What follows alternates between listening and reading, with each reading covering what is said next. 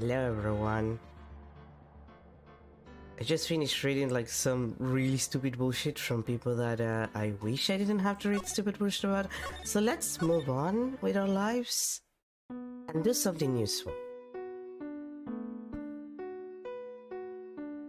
Alright, you. Did we? Yeah, okay, so we talked with Iris last time. And the music for Trials and Revolution is actually pretty good.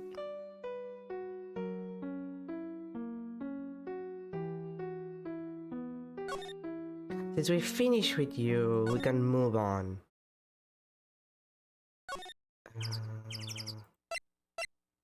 We haven't gone to the Heavenly Hall, and we kind of have to go there, so let's, what?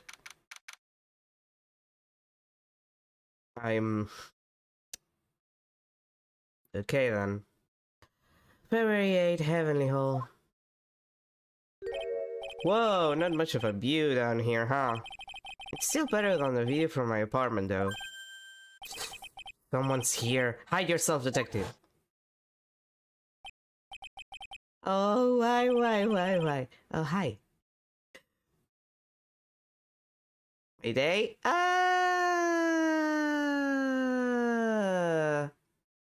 The less I have to think about it, the better. Why does this always happen? Whenever I find a girl I like, they always run away. Larry, that might just be your fault. I changed one of them to Japan. Next is going to be prison, I guess. I'll steal the detective's wallet. That'll get me locked up for sure. Nah, I can't do that to someone who looks like he's down on his luck. Oof. Literally just oof. He's just talking to himself. Shh, be quiet and listen. I knew it. I shouldn't have done that. I blew it again. Done that? What did he do, I wonder? Hey, you! About what you just said, I got an objection. What did... Actually, you did do what? Come show you oaf. I'm sorry, sir. Before I knew it, I was shutting out objection. Yeah, like a real lawyer is incredible, isn't it? I need a loud, commanding voice too. I even pointed with my pointer finger. You've watched too many trials. I'm sorry. Okay, Larry, the jig is up. What have you got to say for yourself?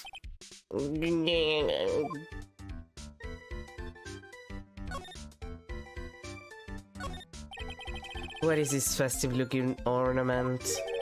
It reminds me of our class in grade school. We used to have a lot of fun decorating the classroom with origami, remember? I wish I didn't. Well, Oh yeah, you were never any good at it. Really? Yeah, this guy was so bad he couldn't even fold a dollar, let alone a crane. Oof. Everyone tried to comfort him, but he would just sit there sobbing. Really? I never would have expected. Be quiet already, I'll never forget the shame of that day. You want a crane? I can now make a perfect quarter-inch crane with a single flaw. You know, Edgy? Nothing for nothing, but a quarter-inch crane within a single flaw is not easy. Yeah, that's quite a feat, Prosecutor Edward. This is exactly where I had childhood friends. That's a horrible graffiti problem you got there, pal. You don't know anything, detective. This is art! It's an expression of my bittersweet love for Iris. Larry, do you know what the difference between graffiti and true art is? It's how the artist himself defines it, right? He's right about that one. I should have seen that one coming. Well, if that's the case, then all of my lunchworks are masterpieces too, pal. I mean, have you seen, like, bento box videos on YouTube? Some people are artists with that shit. A little far, but I have a pretty clear view of Dusky Bridge from here. Ah, I still can't believe it. Really. What is it, Larry? Nothing is nothing. Sounds pretty suspicious to me. Something about that statement smells, and you know what they say? When something smells, it's usually the bats. This is the Eagle River, sir. It runs pretty fast, so it doesn't ice over, even in the winter. If it had ice over, Wright would have been in some serious trouble. You're right about that. I mean, it's still surprising that he survived. He would have landed on the ice and slid down strips to who knows where. Not exactly what I meant, but alright. Actually, now that I think about it, I need to present him with the badge. Come to think of it, when you were a kid, you were always saying, when I grow up, I want to be a lawyer and defend people, or something like that. That was a long time ago. Well, see, now you got the chance to follow your boyhood dreams for a day. Edgy, you got to do it. You got to save my little Iris. This is exactly why I hate childhood friends. They know way too much about me, personally. What is this little shack, anyway? Well, I just discovered it myself yesterday.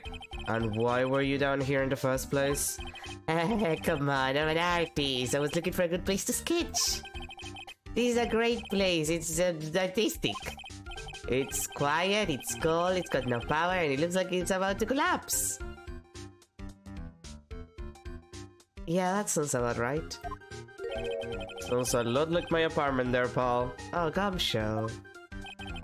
One thing's for sure, no one is likely to show up and disturb you here. So can I get you something to drink? Maybe hot water, maybe? He's getting all buddy on us, sir. Listen to me, Edgy. You got to do this. You gotta save Iris.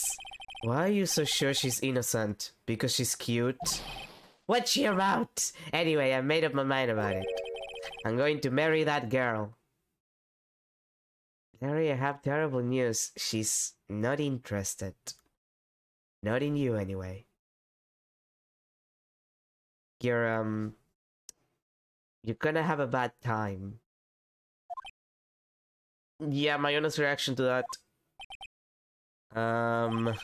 Mr. Edward is pretending he didn't hear you, so I'm gonna ask for him. Have you already asked this girl to marry you? No, not yet. But I can tell how she feels by the look in her eyes. She's got this I really want this man to carry me over the threshold look. I'm sure Nick would be surprised. He'd never imagined that I could marry such a beautiful girl like that. Something tells me he would be shocked indeed. That's why I didn't want her to do anything dangerous. I mean, what am I gonna do if she gets hurt? What is this guy trying to say? He lost me about a mile back. If we really want to know the answer to that, we're going to have to drag him onto the witness stand. Come to think of it, you still haven't answered my question. Where were you and what were you doing last night? Ah man, don't you have anything else to talk about? With that kind of attitude, you'll never be a ladies' man like me. Larry, I'm gay. Okay, chill out with those scary eyes. I got it. You really want to know? Last night, I saw something incredible. Something incredible? Oh. Well then. Yeah, but let's not talk about that now. Let's talk about the good old days. What do you say? Come on, I'll pour you a nice cup of hot water. Why hasn't he realized that I absolutely despise talking about the good old days, especially with him? With Phoenix it would be one thing, because he's not that much of an asshole, but...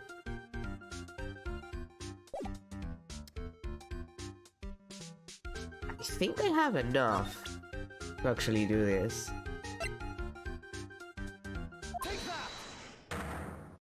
God, I forgot that Edward sounds kind of British in the English voice acting. Well, what little voice acting there is, anyway. All right, now you're going to tell me what you really saw last night. Wow, you're really upset, aren't you, Hedgie? Okay, I'll talk. Huh? That was a bit too easy. Yeah, anyway, it was awesome. Never seen anything like it. At around 10 o'clock last night, it started thundering. I'd been sleeping. I'm not sure for how long. Suddenly, zing! The world in front of me went white. Like I'd just been slapped in the face by my old girlfriend Naomi. And then, it was on fire. The bridge was on fire. Dusky Bridge got on fire. Are you saying you saw it with your own eyes? Hey, why are you giving me the evil eye? I'm telling the truth. There's still 3 psychologs remaining. That means he's still trying to hide something. By the way, Larry, where were you when you saw that happen? What you say? What do you mean? What do you mean, what do I mean? Just answer the question. I was in my own room, by the main hall. Where else would I be? As usual, you're as transparent as an empty jelly jar. The problem, I suspect, lies there. There? What do I mean there? It's impossible for you to have seen lightning strike Dusky Bridge from your room, idiot! Yeah, it's a map that I need to present. This is a map of the area. Take a look around the vicinity of Hasakura Temple. Oh, what am I looking for? I think that should be fairly obvious. The main hall is surrounded by trees and it's impossible to see the bridge from here, idiot. Why didn't you tell me that before? Well, how about it? How about what? Do you feel like talking now? About what? It looks like it won't be that easy after all. You leave me no choice. I'll have to move on to the next step. You weren't in your room at the temple, so then, where were you? You don't know that I wasn't in my room. Larry, Larry! So where was Larry, and why was he there? If I've read the situation up to this point correctly, the answer is fairly obvious. Very well then, let's test my theory. The place you witnessed lightning striking Dusky Bridge from was here. That would be the Heavenly Hall. The place you saw the lightning strike from was naturally Heavenly Hall. Why would I be hanging out in this old shack? I don't know, Larry. Why are you hanging in this old shack right the fuck now? It's freezing cold, there's no electricity, and it could fall apart at any minute. Larry, how do you know that anyway? How do you know there's no electricity? After all, it's not that dark yet. Ah, uh-oh. In other words, you have just provided evidence to prove my theory that you've at least once in your life visited Heavenly Hall after sunset. I have to admit I'm impressed, Edgy. You're in a totally different league from Nick. That's nice. I guess. Now tell me, what were you doing at this cold little shack last night? That's what you might call a fait de cour. I think you mean a fait de cour? No, wait, it's a fait de cour. I think. Or? I hate the French. Could it be you were waiting for someone? Oh no! You really are one scary guy, you know? I believe that last night you were waiting for this person to come meet you. Profiles. Iris. There's only one person you'd wait for in a horrible place like this, Larry. I told you before. I told you before, don't call me Larry. My name is Loris. The person you were waiting for was Iris. Oh, suddenly I feel cold and over edgy. No doubt because of my chilly glare. Do you think I got the hots for Sister Iris, huh? Larry, you've been talking about wanting to marry this woman. Do you think I'm an idiot? And/or that I forgot? Do you have some kind of evidence? You got something that proves I was waiting for her, or are you just guessing? This is where I draw the line and end this ridiculous little game. Here's the evidence that proves you were waiting for Iris, you idiot. I believe it's the note. Here's your evidence, dumbass. You call her to this spot with a pathetic blackmail letter. Oh, hey, give that man. You're embarrassing me. What are you doing with that anyway? That's not important. I misjudged you, Larry. What do you mean? Taking advantage of a woman's frailty like that? You should be ashamed of yourself. Only I get to do that, and only during a trial when it's convenient for me personally. What? Don't worry about it. Oh. First of all, what's this at the top of the letter? It says salutation here. Well, that's what it said in that book, Letter Writing for Dummies. You're not supposed to actually write that. That's why you're supposed to write Dear Iris or similar. Zoe.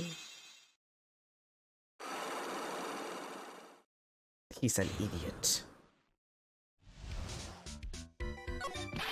So you were in Heavenly Hall last night, weren't you, Larry? And you saw the light in his dusky bridge, didn't you? Zoe, edgy.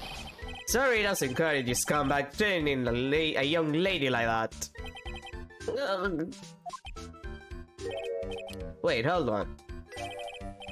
What now, pal? What are you talking about? What's threatening stuff?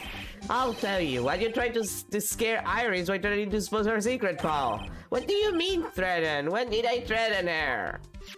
Unless you want your secret to be exposed, that sure sounds like a threat to me, pal. Blackmail, in fact. Give me a break. It's a love letter. Haven't you ever been in love? What did you just say? My love for her burned so hotly it could melt all the snow on this mountain. Oh, then what is this secret you mentioned? Come on, Auntie, then you get it. I'm talking about the secret love between her and me. Obviously, she wouldn't want the Lady Bikini to know about it, right? About a hot and sour, bittersweet love affair. Larry, I'm gonna fucking stab you. Alright then, why do you send a love letter in a business-like manila envelope? The classic envelope for blackmail. Give me a break, it's not my fault I didn't have any other envelope, jeesh. Then why were you so quick to apologize, pal? It's cause Eddie gave me that scary look of his. What's wrong, Eddie? Why are you so quiet all of a sudden? That's it? That's what all those huge logs were about? I don't understand why you were so defensive. Well, I don't know. I guess the thing is, you shouldn't expect too much from a guy like me. Hey, come on, don't let it get you down. But Mr. Edward, this guy is still hiding something. I know it. What do you mean, detective? Don't forget what this guy said just a minute ago. You really want to know? Last night, I saw something incredible. He's right. Larry! What? You're looking at me like a hungry dog that just found a bone. What was this something incredible you saw last night? You're going to tell me, Larry, one way or another. I already told you, didn't I? I saw lightning strike Dusky Bridge. Yes, and I believe it was the incredible sight you saw. But now that I think about it, something doesn't quite ring true. What doesn't? If that's all there is to your story, your heart wouldn't have had all those logs. Therefore, Larry, I do believe you saw something last night, something more incredible than lightning. What? When? Where? Why? How? Hey, what do you think you're doing? If you hide anything from Mr. Edward, I'll arrest you on the spot, pal.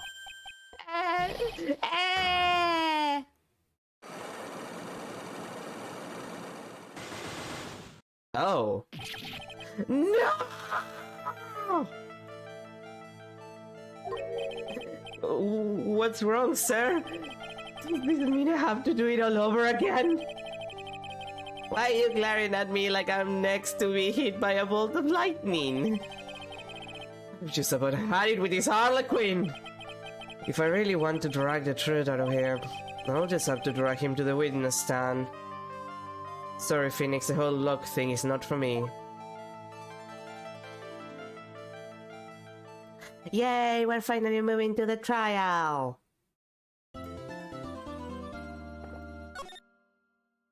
Excellent.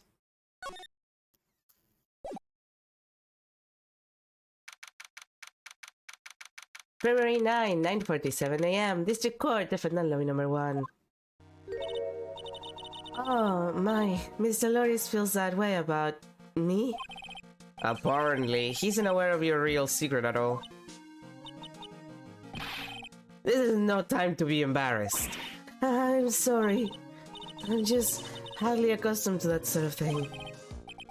Worry not, and in any case, whatever it was that he saw on the night of the incident, mark my words, I will drag it out of him. Does that mean Mr. Loris is the witness today? No. I believe that none will be the first to take the stand. Sister Bikini. He claims to have seen the very instant in which you carried out the crime, which sounds unlikely. I just want to ask you one last time. It really wasn't you who killed Miss Elise Duxnim, correct?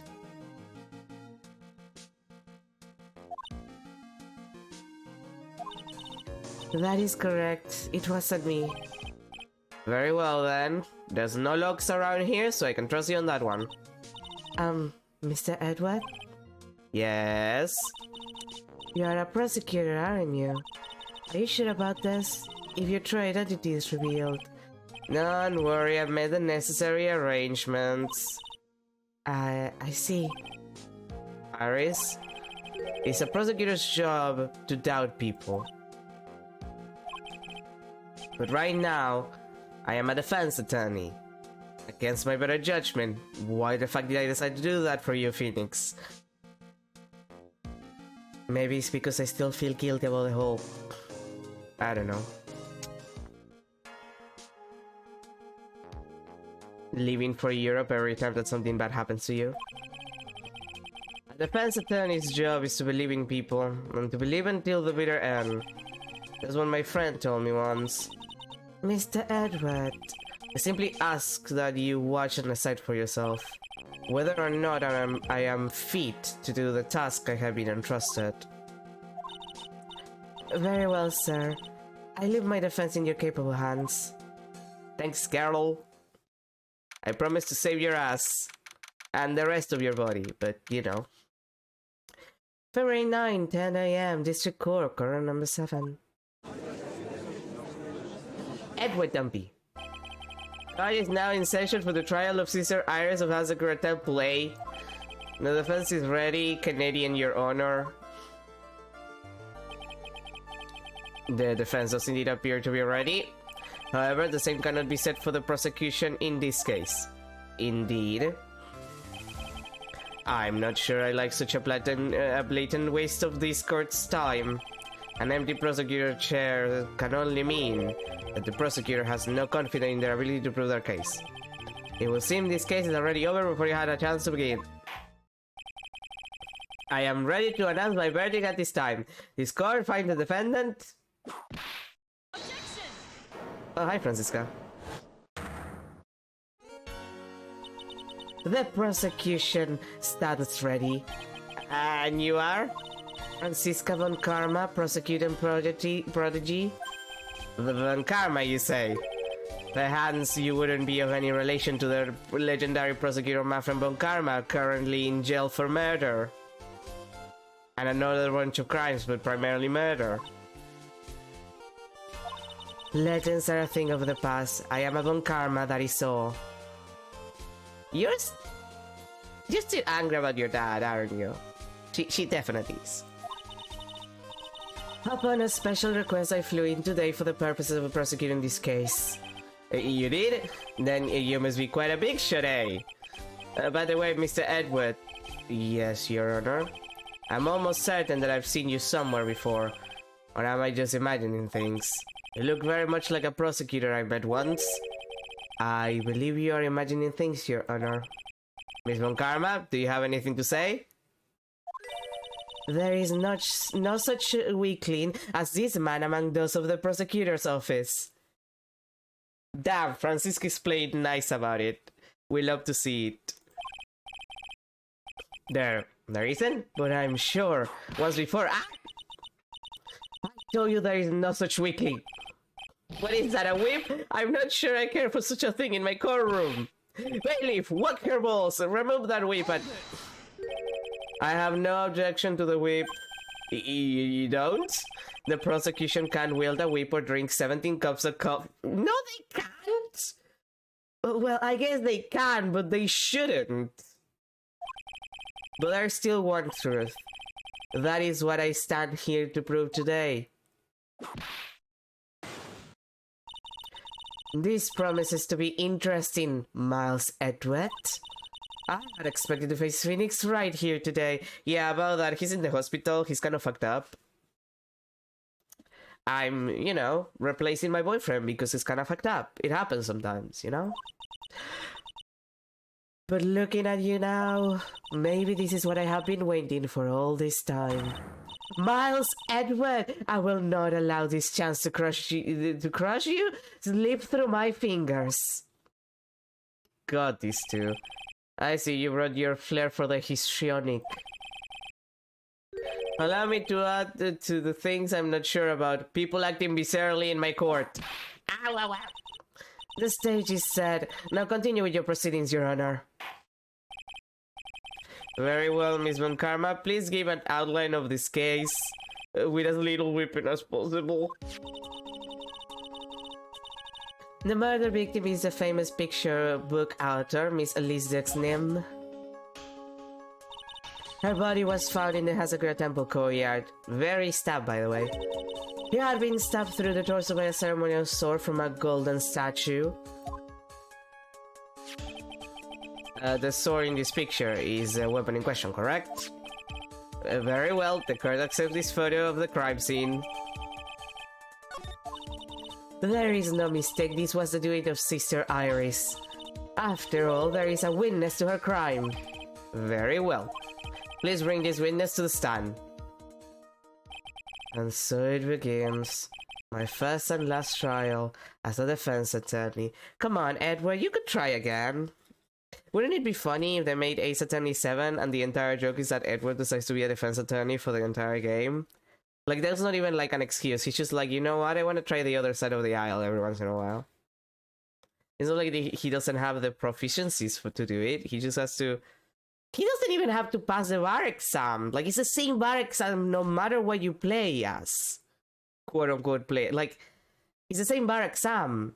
Like, it doesn't matter. He can just, like, drop the prosecution office and open his own defense attorney firm. If he wanted to. Oh, wait, I need to play on menu.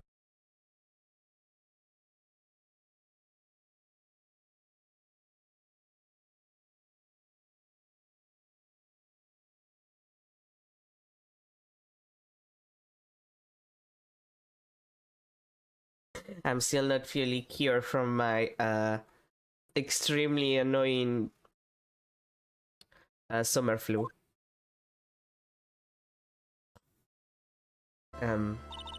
Witness, state your name and occupation, please.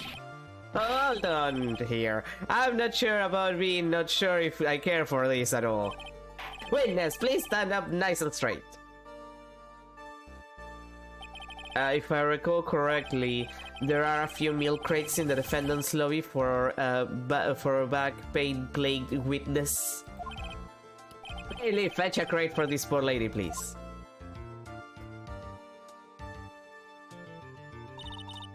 Once again, your name and occupation, please.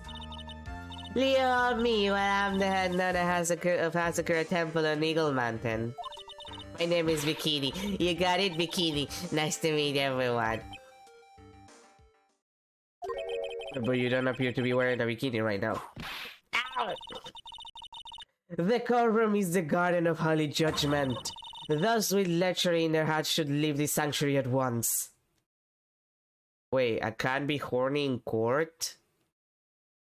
Then what the fuck has Edward been doing with Phoenix this entire time? You want me to leave? No need to get your bikinis in the trees. Let me tell you, I'm a sight to behold in summer. In any case... Witness, I hear that you saw the crime take place on the night in question.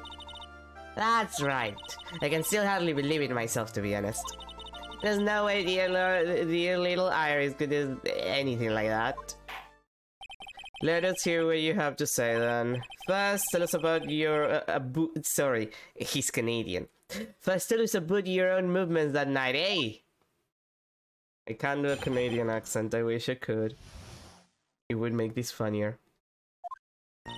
At night I was helping an acolyte with her training in the inner temple, but... Well, as you can see, my back's like sad to act up violently. So I left Iris to help the acolyte and returned to Hazakura temple. There's no bad at the inner temple, you see, and I decided I needed a long, hot soak. It was after I had finished, just as I was heading back. That's when I saw it! So it was simply coincidence that you found yourself returning to Hazakura temple, eh? Yes, you could say that. If my back hadn't been in so much pain, I would have stayed at the inner temple. That sounds like a pretty important statement you just made. There is only one problem with this testimony that I can see. And you're not about to fall at the first elder now, are you, Miles Edward? Mr. Edward, please begin your cross-examination. Thank you.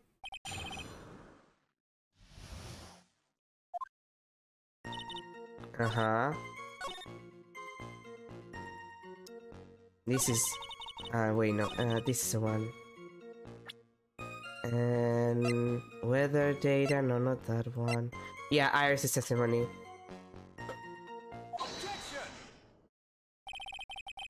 Witnesses have to undergo their own trials, I'm afraid.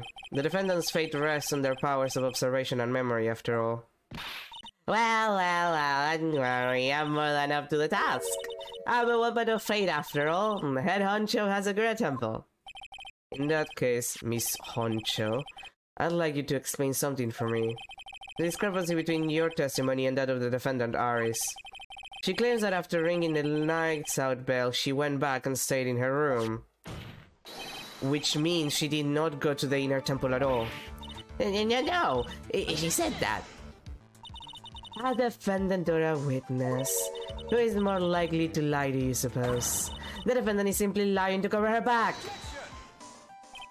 But that is completely illogical. The murder was committed in the courtyard of Hazakura temple. Claiming that she went to the inner temple would make for a much better alibi. He's right. But that is so. Whatever the reason, I can't believe that she would lie. She does indeed have honey, like, honest eyes. Oh, people lie. That is my belief. Does that include you, Francisca? Francisca, all people lie. Does that include you? Does that include you? Francisca, do you want to talk about it? Do you want to talk about that? Francisca, is this because of your dad? Is this because of your dad? Do you want to talk about the fact that your dad is, like, a piece of shit? Is that why you're saying that? Francisca, Francisca, Francisca, Francisca, Granny. Why am I the only one being whipped in here? Because. Anyway, neither the witness nor the defendant have any reason to lie. Which means, we must call your memory into question. Dear. You're older than me and yet you want to play that game, do you? Well, that isn't exactly what I... My memory is perfect, crystal clear, especially in winter. Then I suppose it's too early to end this cross-examination, eh? Mr. Edward, if you are going to question the memory of this witness, you will need to show me a more decisive piece of evidence. Understood, Your Honor. I was naive to think that alone would do the trick. Then please add your comments and put Iris to the testimony, and let us return to the cross-examination, eh? And now I was helping an acolyte, okay, but... Yeah.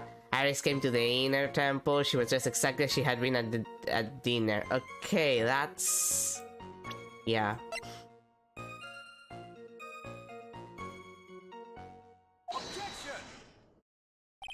Witness, let's get one thing straight.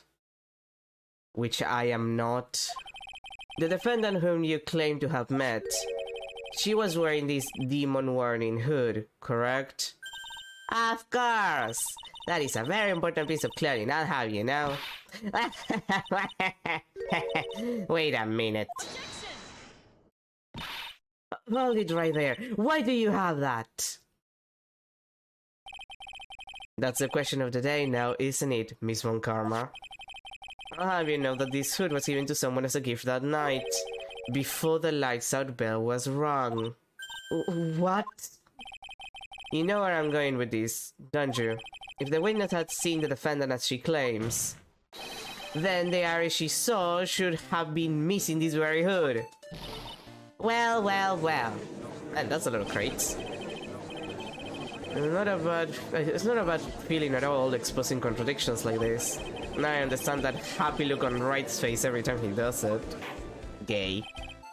Order! Order in the... Sister?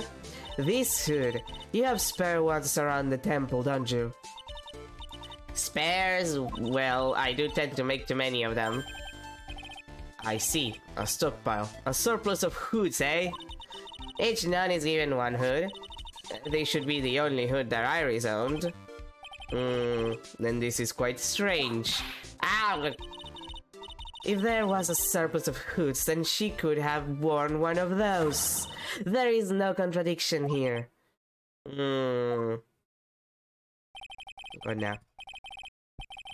Move my mic slightly. There we go. I'm sorry to break this to you, Miss Von Karma, but you won't get away that easily. Discrepancies such as these will sow seeds in any human heart. The seeds of doubt. Witness? Well, I don't wish to call your testimony into doubt. You must give every detail with precision. I'm not sure I'm comfortable going along with this. Sister, you shall continue with your testimony. Tell us what you saw after finishing your bath on your way back to the inner temple. The seeds of doubt are sprouting in the judge's heart. They just need a little more stimulation to bear fruit, that's what she said. Contradictory stimulation, that's also what she said.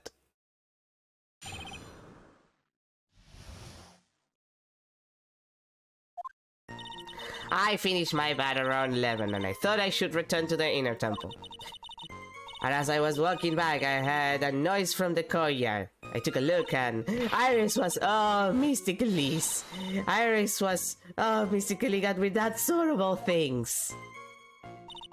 Mystically was staying in the corner room, which faces out onto the courtyard. The stabbing I saw must have occurred after she was pushed out of her window. Wait. How do you know that? You saw a truly terrible sight, didn't you? If I was in your place, then I would be much like Miss Von Karma whipping Mr. Edward in court. And me seeing it all from this very chair.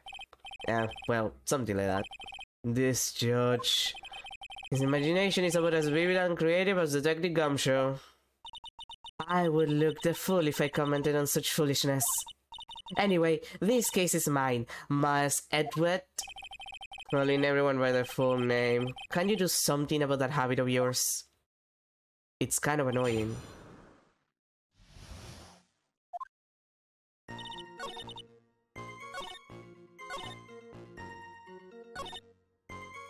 Yeah, about that, how do you know she was pushed off a window? Where's her... Yeah, because like you don't notice that unless you look at the body, because she has bruises on her. Like that was the main thing when we got the autopsy report. Impressive logic. That's what I'd like to say, anyway. Ah, please, dude. My brain is something else, especially in winter. However, I think you are overlooking one thing. Miss Von Karma, will you be so kind as to take another look at the autopsy report? The autopsy report. The victim did fall from a height of 10 feet. However, this fall was after she was killed. Oh, also there was that. There was also that. Ah. That's right, it says after death right here. The scene the witness claims to have seen is contradictory. If the defendant stabbed and killed the victim there in the courtyard, how did the victim then go on to take a 10-foot fall?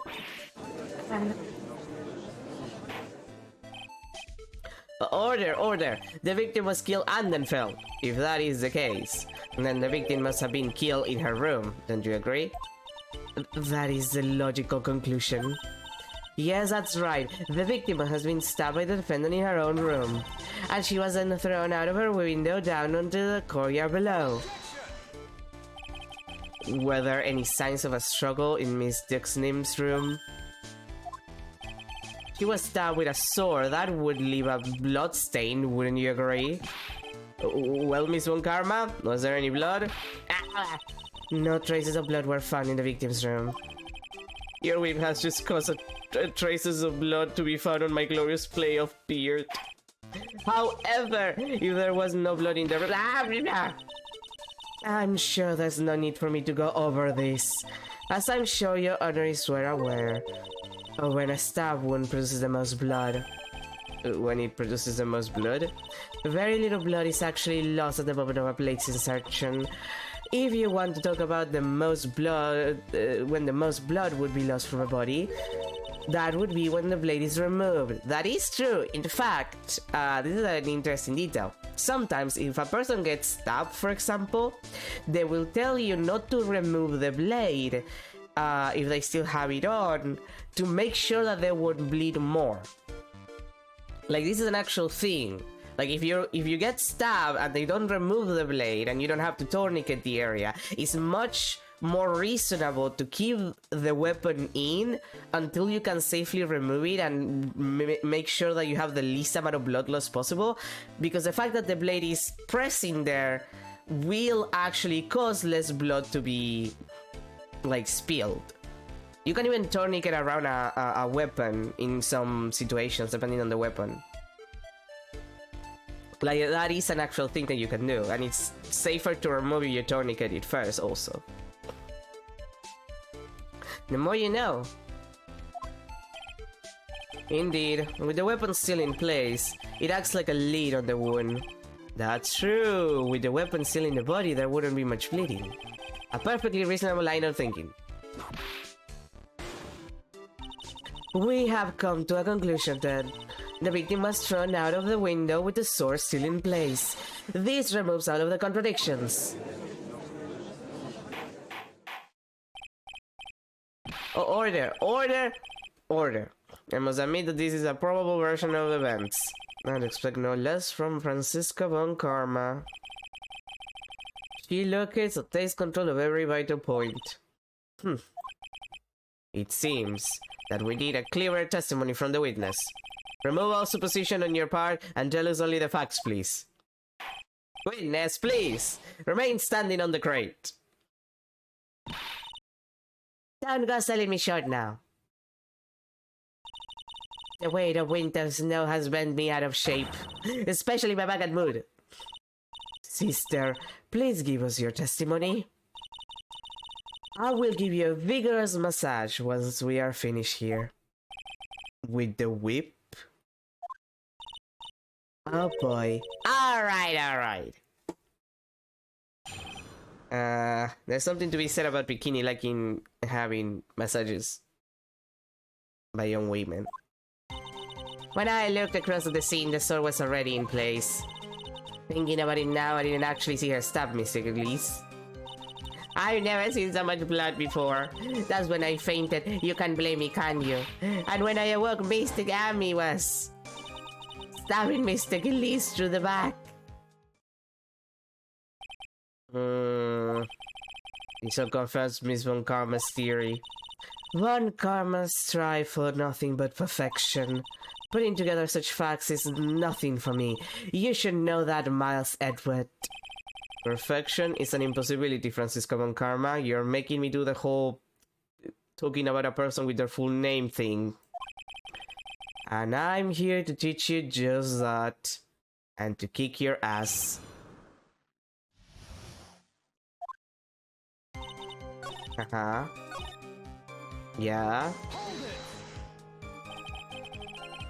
So you're saying that you saw the victim's blood? That's right. Some of it had splattered onto Iris too. When the defendant was arrested, she was meditating in her room, and her blood-flecked clothing was neatly folded in the corner. What? Her clothes were blood-flecked as well? That seems quite conclusive to me. What should I do? Press this point further? Yes. We always press further, idiot. Going back to your previous statement, you said that you saw little bleeding when the victim was stabbed. But now you say you saw the victim bleeding. Well, when I say that I saw what I saw is what I saw. What do you see? Maybe I didn't see the poor woman get stabbed, but I saw the girl pull the sword out of her plain as day. Pulling the sword out? Well, it wasn't exactly pulling, it was more like came out. Witness, you will add this statement to your testimony. Oh, was that important? More important than you can imagine, woman. I saw the instant in which the blade plunged into the hilt was smoothly drawn out. Yeah, about that. Percent. Wait, where's the sword? Oh, there it is. I couldn't see it. Sister Bikini, you are a reliable witness. Is she though? I mean, she's not the most unreliable, but I wouldn't call her reliable either. At least I like to think so. But there are too many contradictions here. Well, what do you mean? You make it sound as though I'm a liar. But you're a handsome young man, so I'll forgive you. What contradictions are you talking about? In the scene that the witness claims to have seen, the weapon was thrust up to its hilt into the victim. Furthermore, the killer withdrew the weapon smoothly from the body, which makes no sense. It has 7 blades. However, both of these are complete impossibilities. What do you mean? Please explain. Explain yourself. To start with, do you think it would be possible to stab someone to the hilt with this? No matter how I look at the defendant, she doesn't appear strong enough for that. Doesn't appear? What a meaningless rebel. I too may appear to be weak and frail. But I can crush men under my heel and make them weep, so should I so choose. The objection stands. Francisca, nobody wants to know about your BDSM sessions. I wept a little back there, I must admit. That isn't the only issue here. If this sword was truly stabbed into the body up to the hilt, well, just look at the branches on it, it certainly wouldn't come out smoothly. We also have the problem of the amount of bleeding. It's true that when a blade is left in a body, it acts as a plug of sorts. However, when the weapon is shaped like this, is an entirely different story. The wound would be too large for the blade to completely stop the bleeding. That's nothing more than conjecture. In reality, the victim was stabbed with a Jijishito. Even a weapon of this nature may still sometimes slide out smoothly and may still sometimes stop the blood loss. Francisca, please. I'm not finished. There is still one more conclusive contradiction. You've still got more? This one is simple. If this sword really was thrust in all the way to the hilt, why is there only blood on the tip of it? If this witness is telling the truth, then there should be blood along the entire length of the sword. No! Yes. Yes, is what I said. Order. Bravo, Miles Edward. Raising these many contradictions from a single piece of evidence. All the other attorneys I know could maybe manage one, if that. But what does this all mean? Fucking magnets, how do they work? You have proven contradictions regarding the murder weapon, but having come this far, there can only be one answer. And that is... the weapon used to kill the victim was not the Shichishido. Duh. What? A foolishly foolish idea born from the foolish mind of a foolhardy foolish fool. Francisco Copnefatan. Let's examine this again. What was it that made us think this sword was a better weapon? Well, it's because Mystic Ami was solving it. Exactly. However, if you reflect on this, that is the only basis we have to assume such a thing.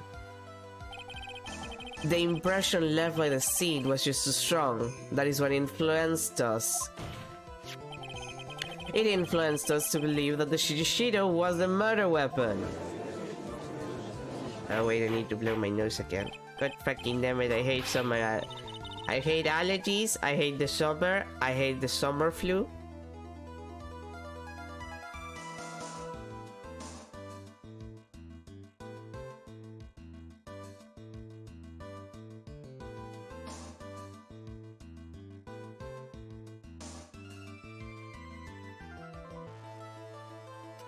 Ah, much better. I'm gonna get like full of snot in like 5 seconds, but for a moment I felt better. So maybe the Shijishido was not the murder weapon. Even if that is the case, it changes nothing, Miles Edward. The sister here saw everything. She saw the defendant stab the victim with a sword-like object. That's true. Your response, Mr. Edward? If that is so, I would like the prosecution to answer the obvious question it raises. The obvious question? Yes, namely, where did the real murder weapon disappear to?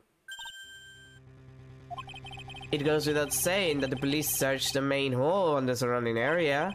Perhaps the prosecution can enlighten us as to if a sword-like object was found, preferably covered in blood. Which, like, you know, it would be preferably, like, it's fine if it doesn't, but you have to have at least an object. That's... Answer the question, Miss Von Karma. No evidence of that kind was found. Another mystery to throw onto the pile. A trial without a murder weapon is a tricky beast. Excuse me, could I say something? I just remembered something, actually. What is it, sister? I was just thinking, it's possible that just maybe what actually happened was, it was just over there. What exactly are you going on about here? The murder weapon, I mean, maybe. I think I might know where the sword was disposed of. You what?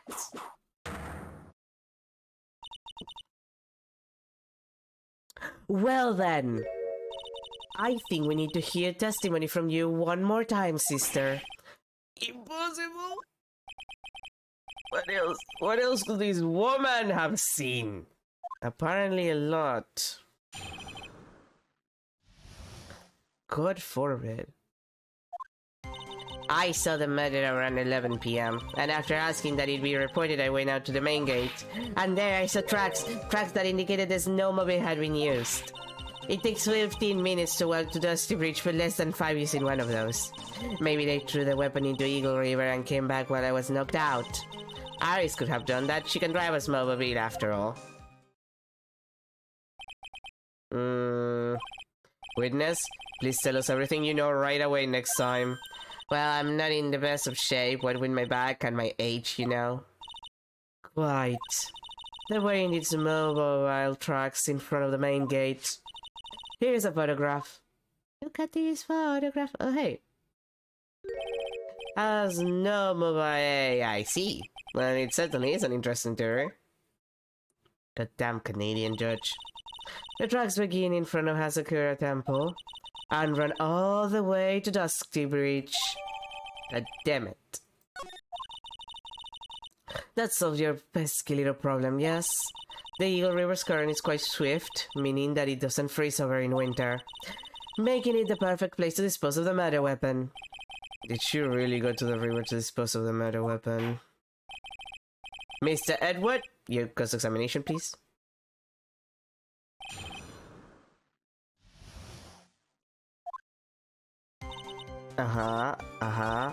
Uh-huh. Uh-huh. Yeah, I don't... Like, the thing is that there's a tracks there and there's a tracks here. Like, it doesn't feel right. I admit this photograph proves something. It proves that the snowmobile was used on the night of the murder. You have finally accepted the inevitable, it seems, Miles Edward. However, if what the witness says is true, then why is there only one set of tracks? What do you mean? Iris left a Sakura temple, threw the weapon into the river, and then returned. If this was the case, then naturally there should be two sets of tracks in the snow. Those from heading out the bridge to the bridge, and those from coming back. Ah, you're right. You're forgetting one thing, Miles Edward. Yeah? On the night of the murder, it was snowing. The tracks leading to the bridge were erased by the snowfall. This removes your precious contradiction now, doesn't it? I see. While she was at the river, the snow stopped, leaving just the return tracks in the snow. What do you have to say now, Miles Edward? Is there a flaw in her theory? The idea that the snowfall covered one set of tracks. No, it's a contradiction. The tracks to the river were covered by snow. What a nice theory. However, Miss Von Karma, that is impossible. Would you care to explain why there is a rude index finger currently pointed in my general direction? But I always point my finger. No need, the evidence will do all the talking for me.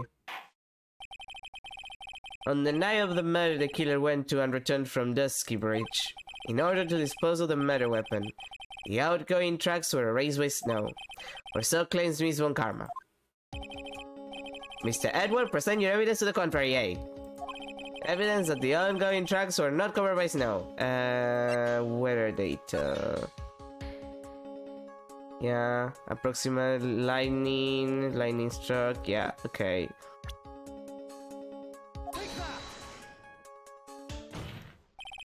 Witness, please tell us again what time it was when you witnessed the crime. Like I said, it was around 11.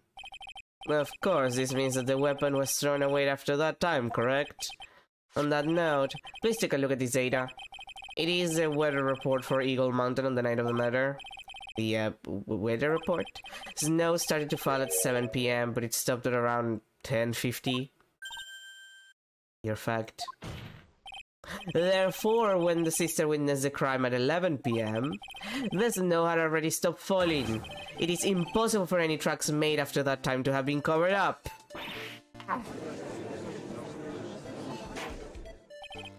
Order! Order. A. Very well then.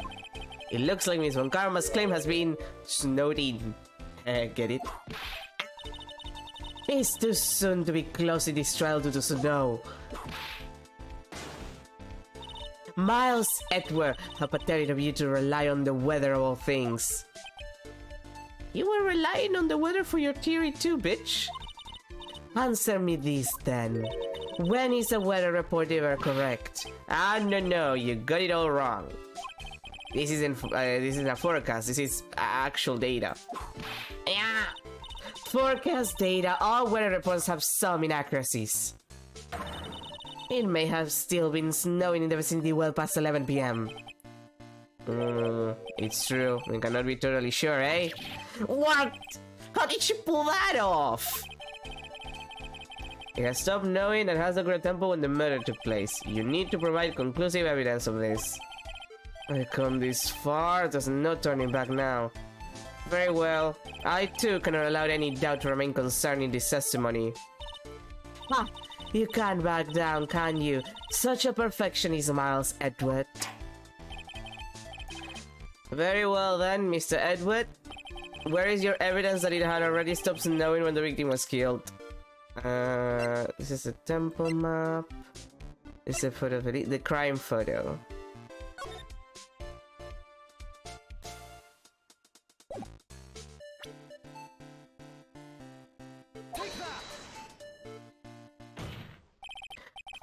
Ultimately, it all comes down to one point, that being whether or not it was known in the courtyard where the victim was stabbed. That's right, but proving that is incredibly easy.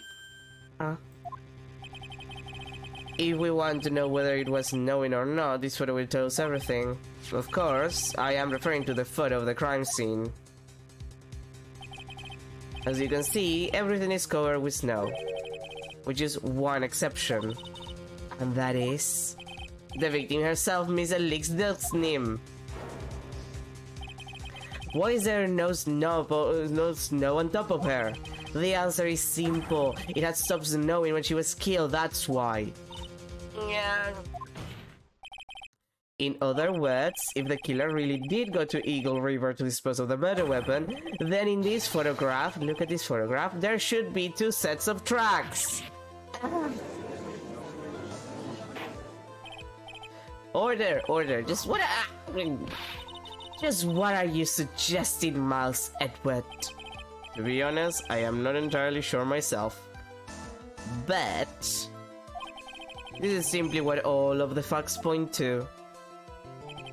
That night, someone used a snowmobile to leave Hazakura Temple. From the tracks left, it can be understood that they were heading for Dusky Bridge. At that time, it was still snowing. Of course it was, because those tracks were erased by the snow. Then, when this person returned to Hazakura Temple, the snow had already stopped. Thus, the return tracks remained. Can I say something? This all sounds a bit fishy to me. What does, sister? There is only one key for the snowmobile. What?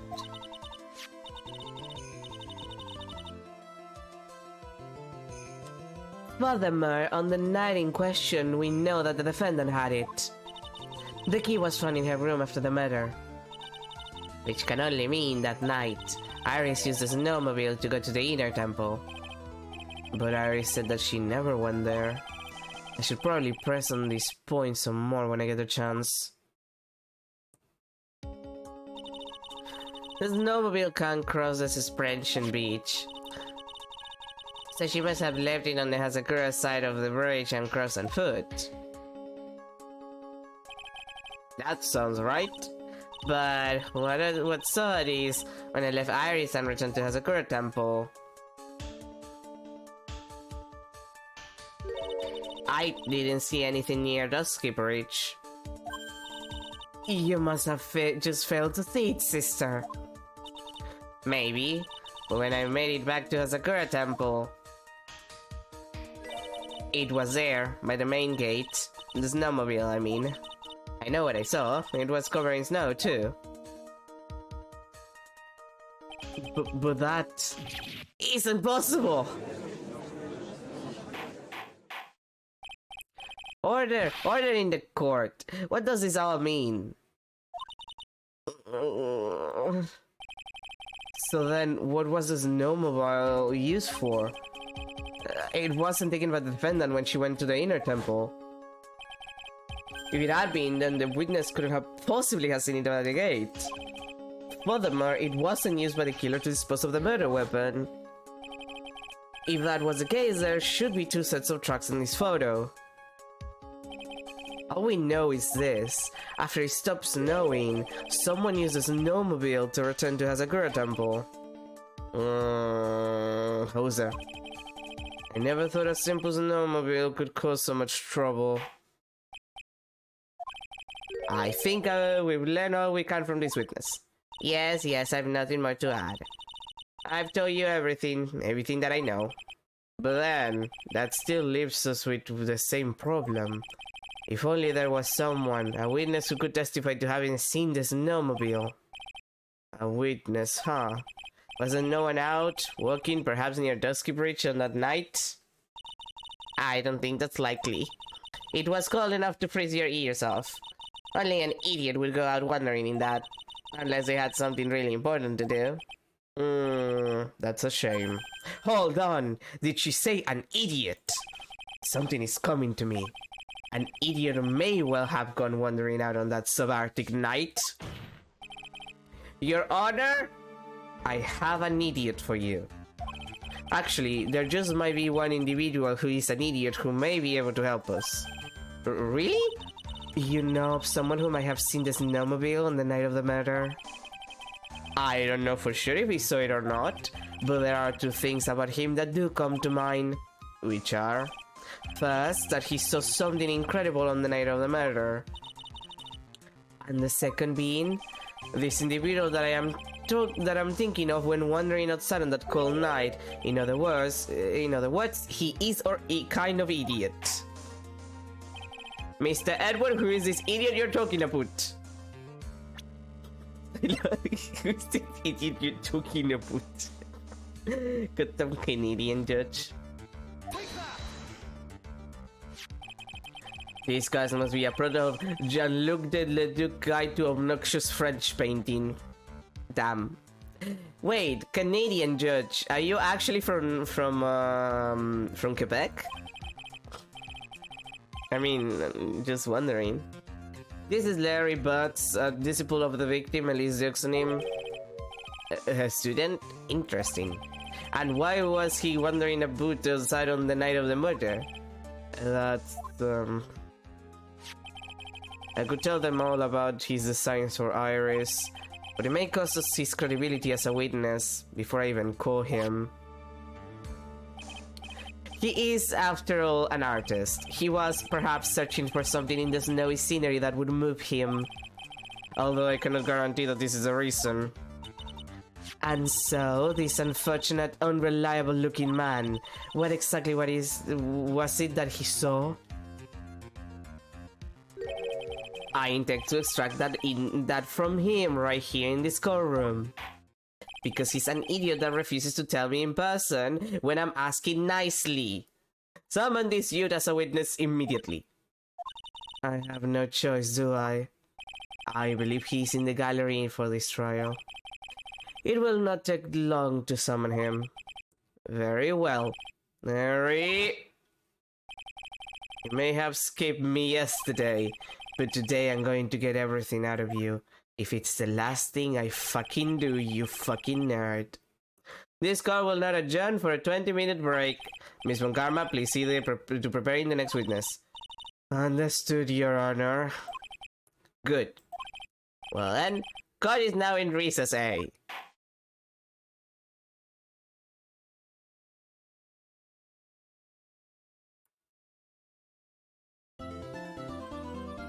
Well then.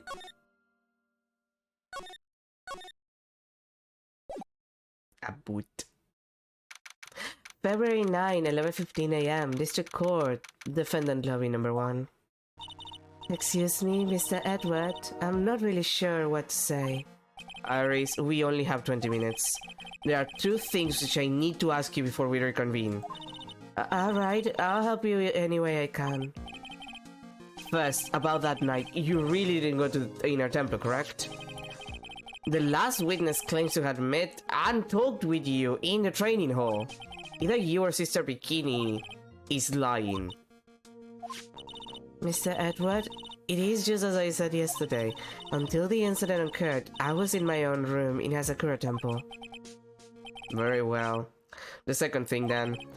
That night, the temple's snowmobile was used in between the time Sister Bikini returned to the main hall and when she bore witness to the murder.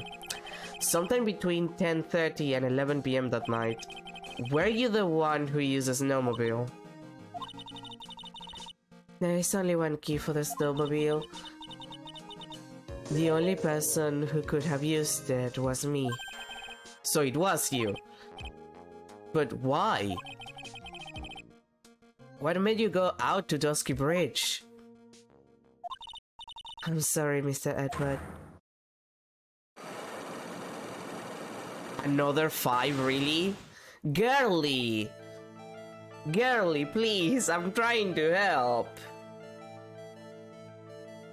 Iris!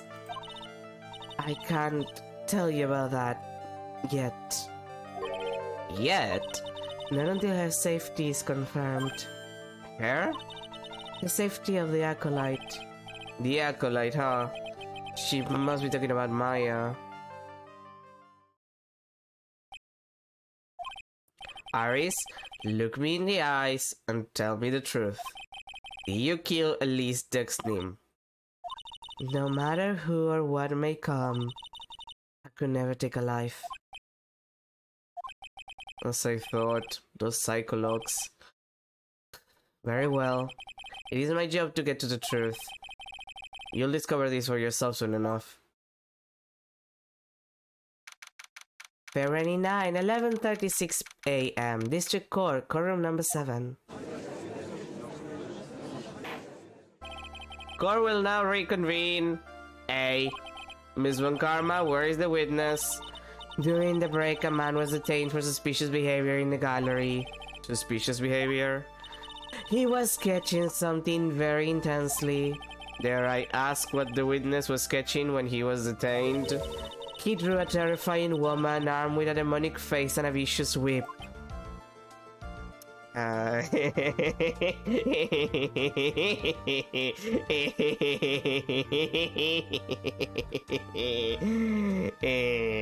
That's funny. I can only presume that his intention was to capture. Anyway, it's time to drag this pathetic excuse for an artist before the court. Loris Dexdeep, I hope you're ready. Get in here. It would seem that Whip is going to see plenty more use today.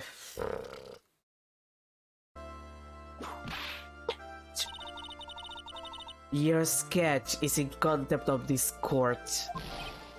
Hey, I was just artistically ready. Ouch! You tried to run away from the bailiff who was trying to hand you your subpoena. Subpoena. Correct? Look, I'm nothing but a fledgling artist raining out in the mountains. I'm only out here in the city because I ran out of green paint. Well, to use the technical term for the color, viridian. Larry, this is the NAR store now, is it? I know, I graduated junior high, okay? Look, art is all about working in the fields, isn't it? Working in the fields? I presume he wanted to say field work, I hope. That's it, thanks, buddy. It's kind of sad that I was able to understand his mangled train wreck of a sentence. I just happened to stop in here for a wonderful new model. So see, I got nothing to do with this trial at all. I expect all of your faces to be red when you realize this mistake. Pride red, or to use the technical term, Crimson Blake. Ouch! Ouch! Ouch! Ouch! Ouch! Stop your pathetic blabbling and testify like a man. Refrain from whipping me, Miss Von Karma. Cross-whipping is as bad as cross-checking. Witness, that was all your fault. Testify now. Too much for me. Oh god, my nose again. I hate it. I hate my nose. I hate it. I hate it. Ugh. I have so many tissue papers around me right now just to be able to blow my nose.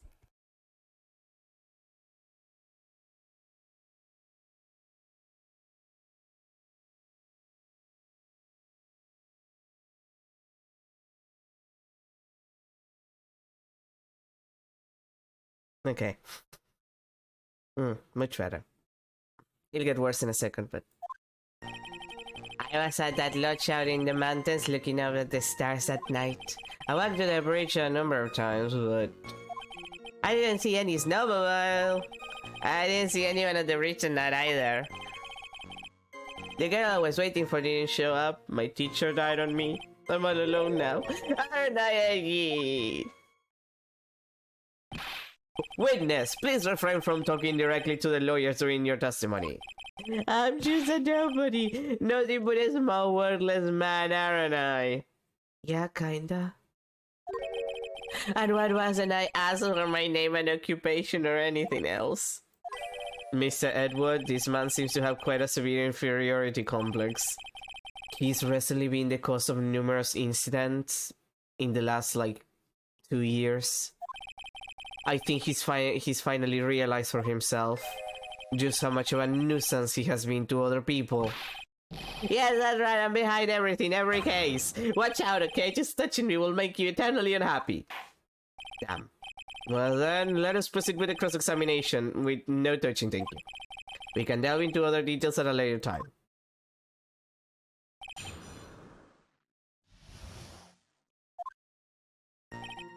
Uh-huh.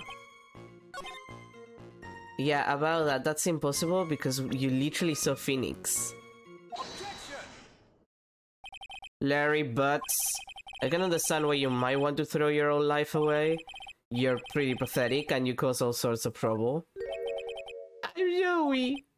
But having realized just how much of a nuisance you have been, that could be considered a step in the right direction.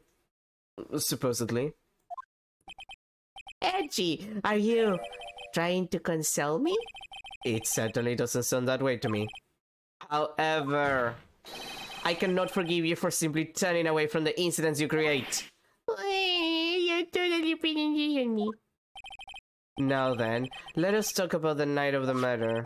Sister Bikini, after seeing the murder take place, asked Phoenix Wright to report it. Thus, he headed for the public phone by the bridge. There, he happened across a certain nefarious individual. You, Larry Butts. That's right, me in the flesh. Listen carefully, witness. It doesn't matter if you change your name. It doesn't? So long as you remain pretty pathetic, you will continue to cause these incidents. Oh, that's what he meant. That reality will not change. But what do you want me to do then? Larry, what you need to change is your inner self. But for now, what you saw that night, testify truthfully about this one issue is all I need from you. Edgy, I think I've finally woken up. Well, I guess I could still be sleepy. But anyway, I'll do it. I'll testify. Well, I'm not sure this will go especially well. This man is a fucking idiot. I'll ask again then, witness. What do you see on the night of the murder? Oh my nose.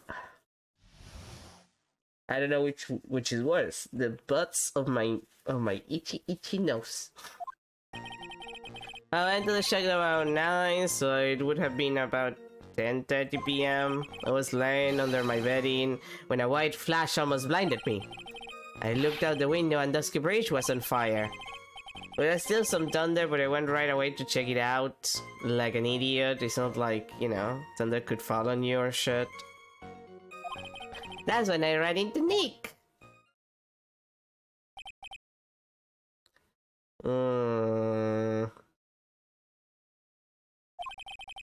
You certainly saw quite a lot, didn't you? So, what happened to the bridge after it caught on fire? It was like me after a 3-day stint chasing a girl. It totally burned out! Like, almost totally done. I mean, trying to cross the burning remains was what caused Nick to fall. What did you say?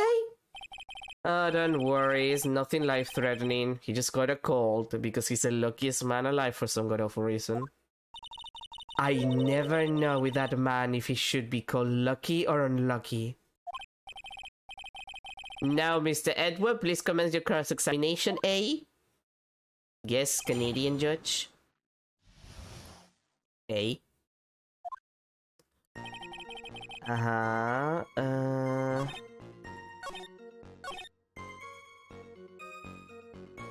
let me press on that. You said right away, but exactly how long after the strike was that? The lightning fell and then the bridge caught on fire, maybe around 5 minutes? I mean, I suddenly thought, go check these out. How far is this smoke shack you were in from the bridge? Hold on, well, it had pretty much stopped snowing. I guess about a 5-minute walk? And how did Dusky Bridge look when you got there? Like I had recovered a piece of my childhood. I mean, not even the bonfire skit makes during school camping trips can compare. Well, should I press him for a little more info? Yeah, why didn't you call anyone? Larry, let me ask you one thing.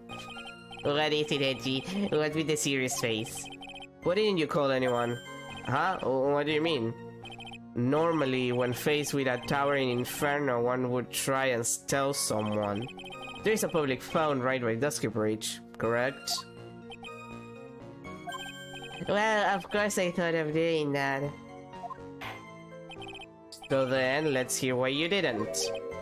Oh, yeah, okay, my reason isn't that I didn't try to tell anyone, I just didn't have the time to, okay? I arrived at the bridge and Nick showed up less than a minute later.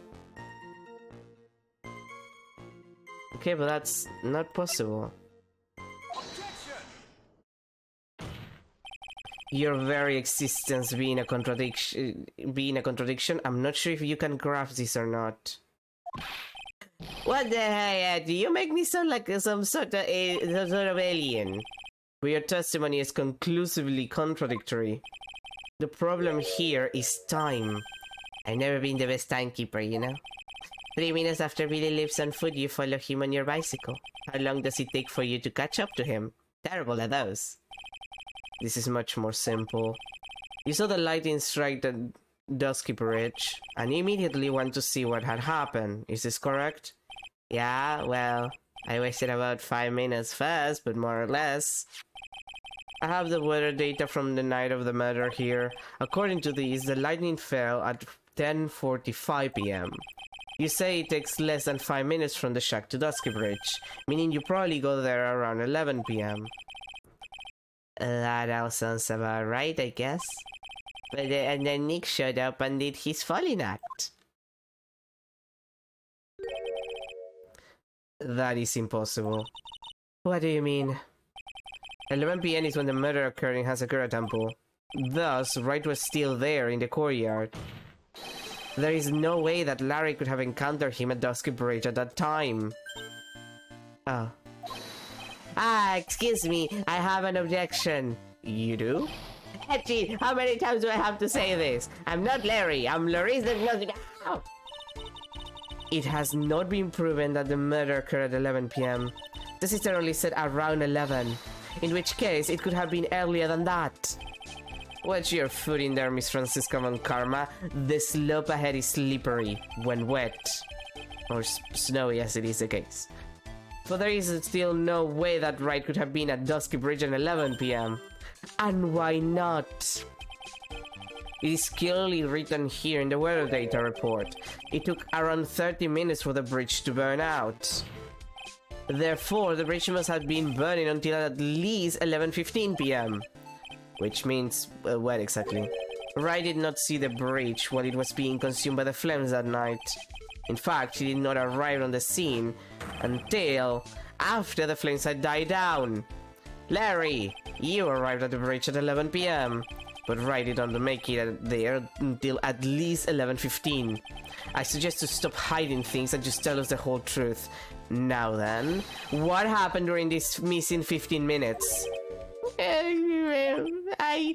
I feel like I just got brutally woken up by a toilet splashback. I guess I was still sleeping after all. God damn it, I didn't finish reading. Order!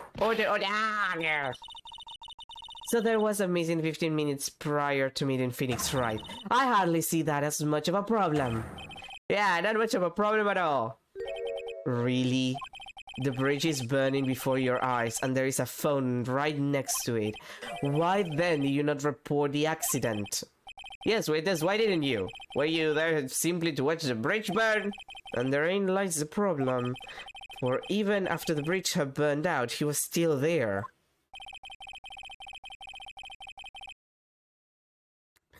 Staring into space, its witness didn't even attempt to fulfill his civic duty. That's what it sounds like. Ah, but this is Larry we're talking about, and even he is incapable of being so stupid. Which means there has to be a reason for his inaction. Me. Edgy, I think it's about time I get serious with you, dude. Just as I thought, you've been playing with us all this time. Listen, I'm going to tell you everything. Are you sure you want to hear it? Yes. I may really say this. Then say it. Very well, I have a terrible bad feeling about this, however. God damn it, Canadian judge. Let's have the witness finally give us the whole truth, and nothing but the truth. Now, for this 15-minute gap, what were you doing, witness?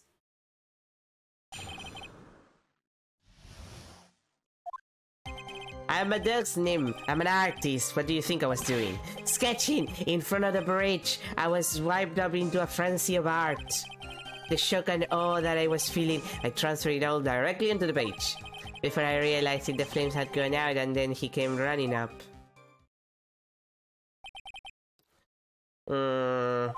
I suppose artists can be strange folk. That's right. I'm willing to sacrifice everything in order to draw the perfect sketch. Including the truths from the sound of it. Mr. Edward, has this removed the last of your doubts? Not at all, Your Honor. One very large doubt still remains. And what would that be? Eh? This is a surprisingly believable story, especially considering the source. So why did he think he needed to hide it from us until now? I intend to drag the reason out of him. Ah, ha, ha. You'll regret this, Edgy. No, I will not.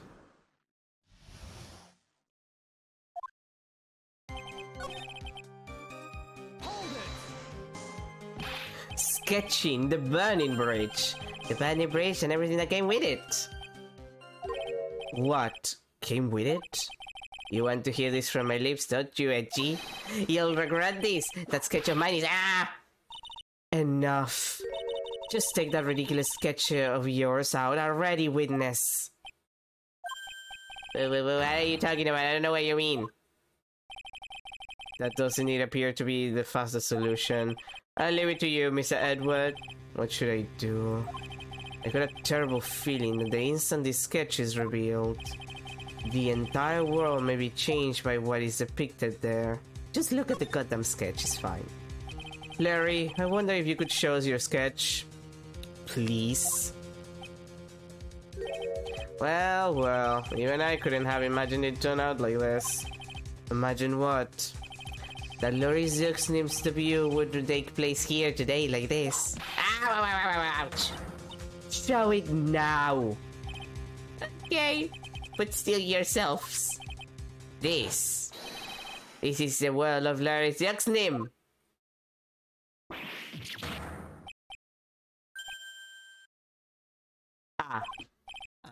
Well. So this is Dusky Bridge, correct? Quite a large bridge, isn't it? Your response, Miss Von Karma? Yes, well, it's a better drawing than I expected. Isn't it I struggled to reproduce those flames? I really did. Yes, I'm sure you did. It's going to get ugly. No one has the courage to bring it up, it seems. This mysterious flying object. Larry? What? The burning bridge is fine. But what is that unfortunate looking figure? Ah, you spotted that, I thought you might. However much I might want to ignore it, I can't. It's Iris, of course, Iris! I wish she'd take better care of herself. We have the plan for her future, you know? What would have happened to her if she had injured herself flying like that? Larry, please answer this next question honestly. Okay. Are you really claiming to have seen this? Are you claiming to have seen the silhouette of the defendant flying over a bridge that was engulfed in flames? Yep, that's what I saw. That's why I drew it. I'm an artist. A real artist. Are you high? The girl. She's really high up in this picture.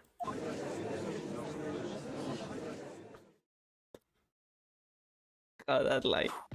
Ow! What was that for? Hey. This is all a bad dream. I was hitting you on the cheek to test that theory. Please wipe your own cheek from now on if you wish to test your wild theories. Anyway, no court of law will ever acknowledge that people can fly. Actually, there is some precedent for this. Although, to be fair, in that case, that person also didn't fly. She was flying pretty high, my sweet Iris. She was about 30 feet above the bridge at least. It was really something to see. This has to be some kind of mistake. Mr. Edward, please bring the witness back down to earth. What? Me? This witness is your friend, is he not? Accessory to foolishness, Miles Edward. Let's get it back to the cross-examination, by force if necessary. Mr. Edward, I expect you to expose the obvious contradiction here. Yes, Your Honor. Looks like I've got another reason to remember this moron. Well, what do you think of my debut piece? Get that away from me! Horrible sketch of what he saw that night of the bridge. Now hurry up and cross-examine him. I saw Iris flying, her white hood fluttering, and that's your mistake because that's impossible. Larry, what did you really see that night? Not that I particularly care. In your position, that's just being irresponsible.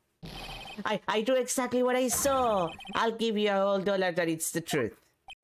If that is truly the case, then there is one thing that we can't say for certain. What might that be? That the person who flew over the bridge could not have been the defendant Iris. What? What do you mean? I don't understand. Ow! A foolhardy folly of a foolish statement by an equally foolishly foolhardy fool. How exactly can you make this claim? Tell us, Laurie, according to this picture, the individual whom you say you saw was wearing a hood, correct? Of course she was. That rundown shack is quite away from the bridge. The hood is what told me that this floating angel was my Iris. That's who I knew, because I'm very smart. He is not smart. The hood is my darling Iris, and Iris is my darling hood. Ah! It seems there are bigger fools in this world than the one at the defense's bench. Larry, there's something you need to be made aware of. On the night of the murder, Iris wasn't wearing her hood. She had given it to Wright as a gift. Are you going to change your story now? Perhaps suggest it was Wright who took flight? What are you talking about? I think you understand what I mean just fine. Why? Why did Nick have Iris's hood? What? Hey, what's going on with Iris and Nick? Why you, Nick? You dog! Oh God, Larry. I do believe that this unbelievably mysterious sketch is destined to disappear, discredited and discarded, straight into the garbage.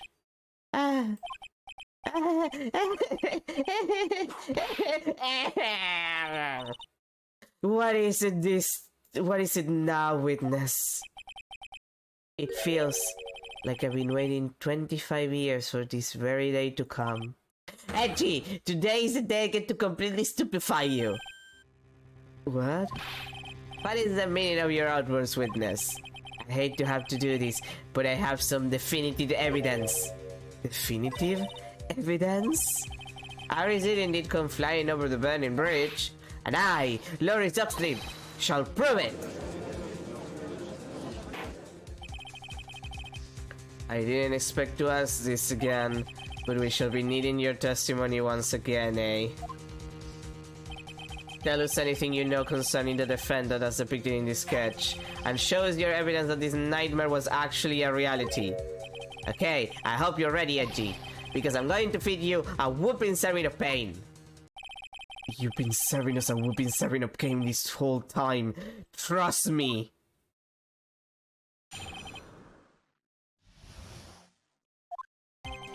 When I reached Dusky Bridge, she was already gone. I was so worried, so I frantically searched all over for her. That led me to finding a beautiful crystal spheres half buried in the snow. I'm sure that Iris was simply wearing a spare hood. After all, no one else could have lost a crystal sphere that night. A crystal sphere? This one, pretty, isn't it? But finders keepers. That sphere, where do you find it? Let me see. Around here somewhere? Looks about right. And it was buried in the snow. It had pretty much stopped snowing by then, but there was still some falling as I walked to the bridge. The cortex of this crystal sphere. That's mine, okay? I want it back afterwards. There's something on it. Oh my, it's blood!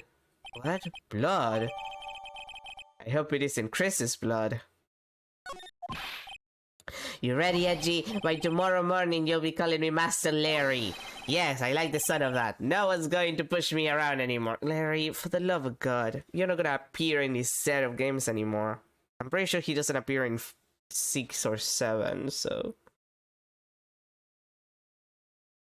I think he might, which would be terrible. Didn't you want to be called Lorison Duxnim only a few minutes ago?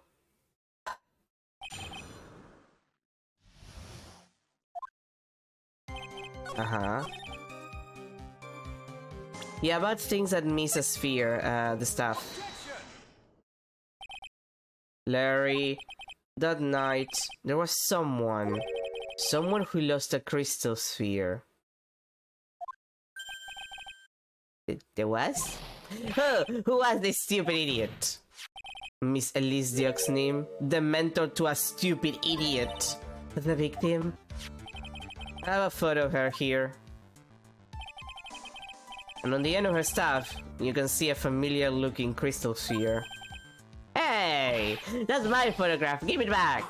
Ouch! Crystals feel like that is quite easy to find. I have one just like it on my brooch. They look nothing alike! In any case, please take a look at this. This is the victim's staff, found at the scene of the crime. Ah, the crystal sphere. It's gone!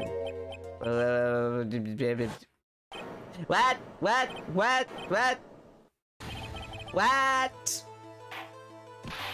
Just what does this mean? If anyone jumped or fled across the bridge that night, it certainly was not Iris after all. She was not wearing her hood. More importantly, the crystal sphere found at the landing site was not hers either. That means the one who flew and dropped the sphere was the victim, Miss Elise Duxnim? A fool alongside another fool on a fool's errand to reach a foolish conclusion.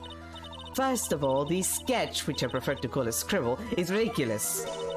People cannot fly, thus it is rejected. You can't do that. I saw it, And this crystal sphere, this is nothing more than a red herring. You honestly believe that? Give it some thought, and I'm sure you realize you realize it as well, Mouse Edward. Elise Jackson was in her room on the night of the murder. There was no reason for her to go to Dusky Bridge.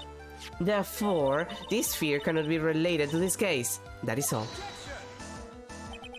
Miss Francisca von Karma, the only people who will accept that explanation are scatterbrains and clowns. Why are you pointing at me? The victim's crystal sphere was found near the bridge on the night of the murder. Yet you expect us to believe this has nothing to do with the case. That crystal sphere, it was probably thrown away at the bridge after the murder. After the murder? There is blood on the crystal sphere, isn't there? This naturally suggests that it was thrown away after the murder took place. The killer placed it there to throw the investigation off the scent, which is the exact same reason that he drew that ridiculous sketch. What? You mean I'm the killer? All joking aside, just when did this crystal sphere appear near the foot of the bridge? Unless this can be proven in some way, I refuse to believe this is related to the case. She makes a valid point. There is no evidence that Elise Duxnim left a Sakura temple at night. However, if somehow this crystal sphere can be proven to have been dropped before the victim was killed, then this case is going to transform into something else entirely. Your response, Mr. Edward? I want your final opinion on the disposition of this crystal sphere. If it is not related to the case, then this witness who you called will have been nothing more than a monumental waste of time. As usual. Prepare yourself for some very appropriate punishment, Miles Edward. Can I prove it? Can I prove that the crystal sphere was dropped before the murder took place? Yes, I can. Actually, I can. Can I prove it? That isn't the issue. Simply prove it. That's the only option. That's what he'd do. Thanks, Phoenix. That's the way Phoenix Wright would do this. Your Honor, allow me to prove something to you. I will prove that this crystal sphere is a vital link to solving this case. You will do that? That look in your eyes. You remind me of Phoenix Wright when he's cornered. That should come as no surprise. Because right now, I am Phoenix Wright, and I am indeed cornered. And he is very handsome when he's cornered. I mean, what? I order you to present your evidence, Mr. Edward. Evidence that proves that the crystal sphere was indeed dropped before the murder. Wait, not the map. It's one of the photos.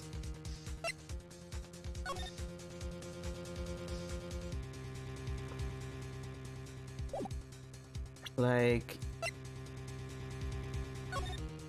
yeah, it has to be the crime photo, actually.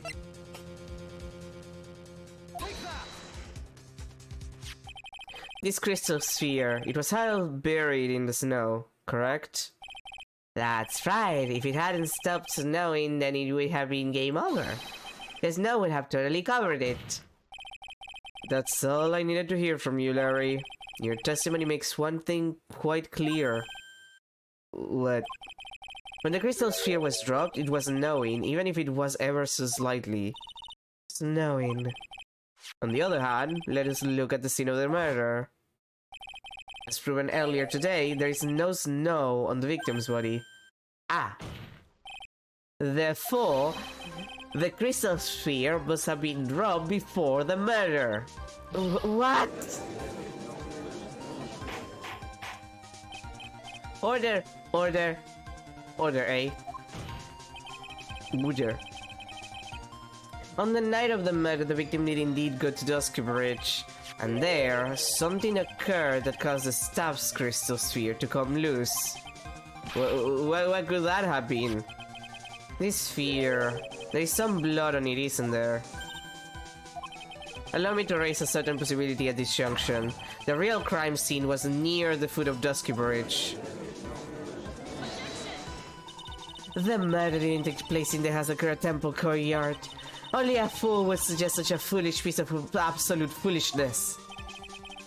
Just who is the fool, and which part is so foolish, Miss Von Karma? Have you been paying any attention this whole time, Miles Edward? The sister saw everything. She saw the victim being killed by the defendant in the Hazakura Temple courtyard. No, that's not gonna happen. That's not exactly true now, is it? Yeah, that's why we did the entire cross-examination before. To put it more precisely, what she saw was the murder weapon being removed from the victim's body. That's the same thing! No, it isn't! You said it yourself. Very little blood is actually lost at the moment of a blade's insertion.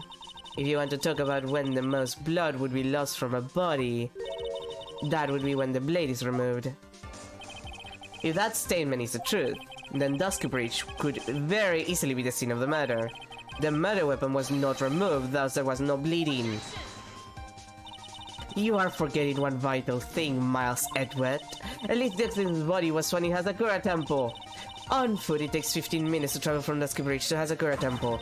You mean to suggest someone carried the body all that way? I made it this far. The only place to take this is to the end. I just need to prove that my version of the events is also perfectly plausible. Now, if the defense is ready, the court would like to have an explanation. Please show us the method by which the victim's body was carried to Hazakura Temple. Indeed, give me a second. The tracks photo. On that snowy night, there is one way that a body could have been moved. The snowmobile. Ah. God damn it. As we know, the snowmobile was used at night. It was explained as having been used to dispose of the murder weapon, but it could also have been used to carry a body. Order!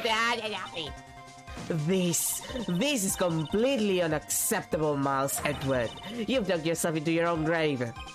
What do you mean?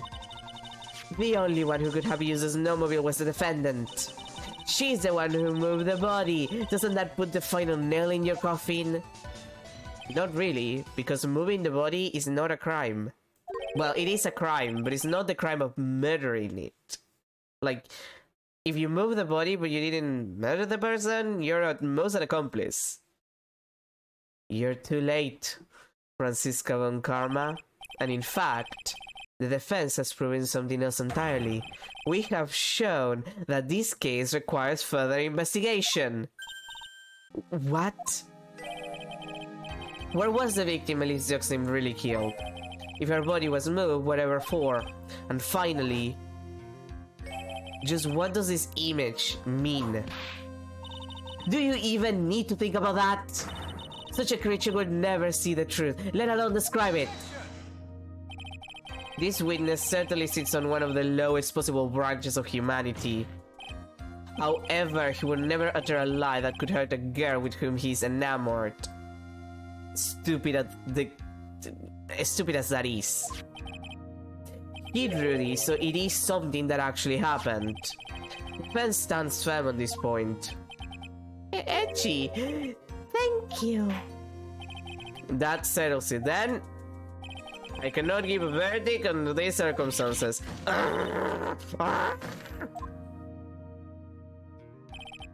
Right. I seem to have fulfilled my part in this. It is just as I thought. Francisca von Karma, you make a wonderful partner. Excuse me? There was one reason and one alone for me being here. To expose the darkness lurking in this case and then pass it on to Wright. Really? That's what this was all about? You could have just told me that from the very beginning. Then I wouldn't have had Francie whipping me.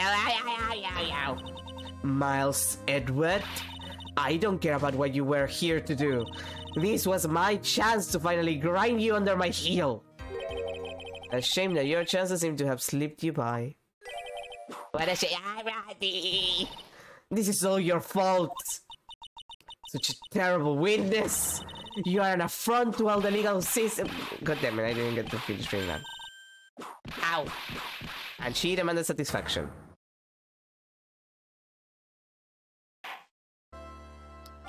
You know, Fran, I think that's considered sexual assault. I cannot believe that the witness's testimony relates to an actual event. However, there has to be some sort of answer for the questions it raises. Have his words here today been the truth or lies? Next time we gather in this courtroom, those are the matters that shall be addressed. I am counting on thorough investigations by both the defense and the prosecution. And with this, the rest is up to you, right? Court is now adjourned. Well, that happened.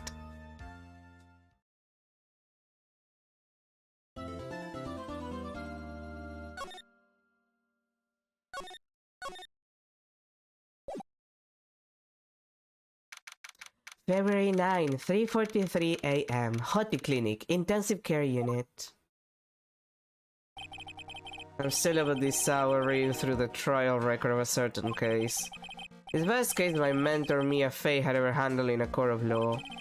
The horrifying truth that I refuse to accept is holding me hostage here within these pages. Dahlia Horton. What I have read, I don't want to believe. What is written here, this isn't the Dahlia I knew. After falling into Eagle River, I was somehow miraculously saved. But I ended up catching a cold that seemed to knock me around the world and back. Because I'm ridiculous like that. I feel dizzy, my ears are ringing, my throat burns, and my head is on fire. God, I feel that. Fucking hashtag relatable, Phoenix. But I will recover. I have to recover by this afternoon. I have to meet with the most ill-tempered witness imaginable. But I know that he will be able to help me with him. Somehow. Thank you, Edward, for being yourself. February 9, 2:43 p.m. Dusky Bridge. Right? Are you sure you're well enough to be doing this? You still look a little green in the face. Or maybe Viridian in artist speak. Actually, my fever has gone down quite a bit. How's your temperature now? Only 102.2 degrees. Nothing to worry about. That would be around 36.5, I think, in Celsius. 36.5, 37. Give or take. So he's technically alright. He could be worse.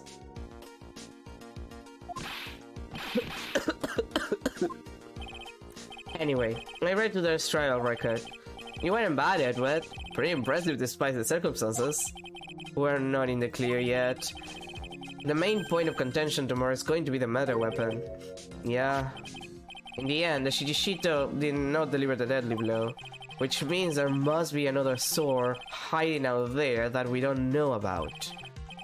Another sword, huh?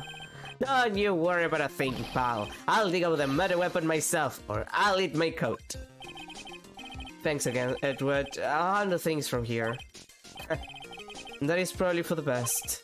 Actually, I was thinking about paying the old precinct a little visit. There's something I want to look into. And that is? Our client's background, naturally. You mean Iris, sir?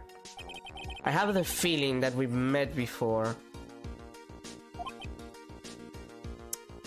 I'll quit. One is confirmation, one way or the other. As I probably won't be getting that from you. I'm sorry, Edward. I bid you adieu, right? Take care.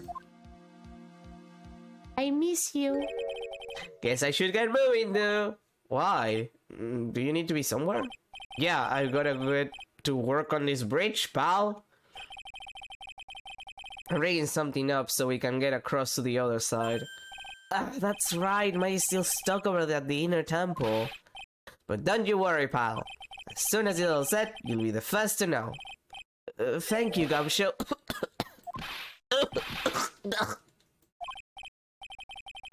No problem, pal. Just try not to give me that cough of yours, okay? Alright, I'm off. Hang in there, Maya. We'll get you out. I promise. It's not like you're being kidnapped and almost killed a couple of times since the beginning of this fucking game. But in the meantime, I got to continue collecting evidence.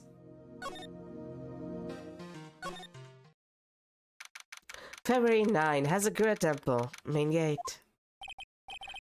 Come on, please, it's for art's sake, I swear. There's only one guy I know who could be this persistent and high-strung.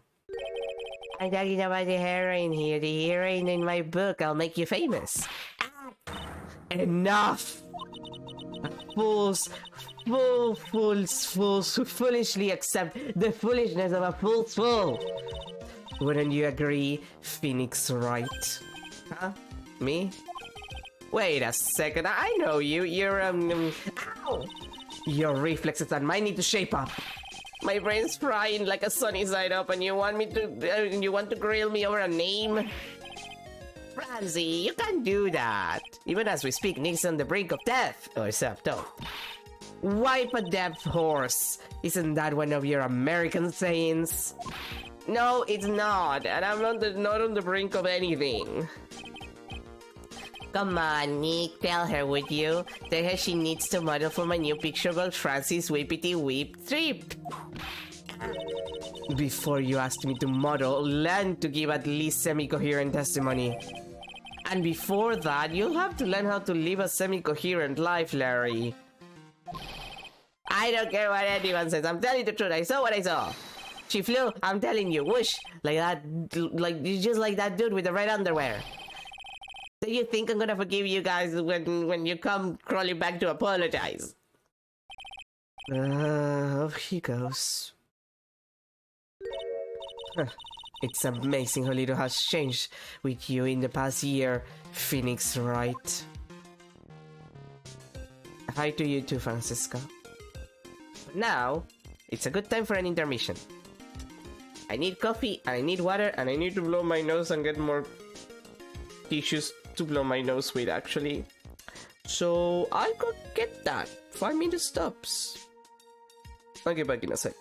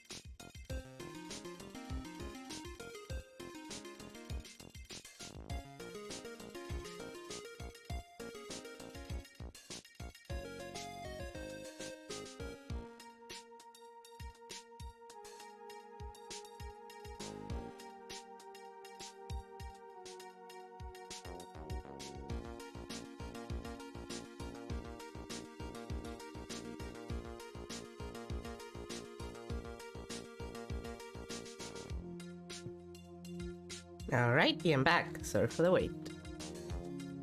And my coffee. It is still too hot for me to drink, which is terrible. Have you been in Germany all this time? That's right, extending my perfect win record. Naturally.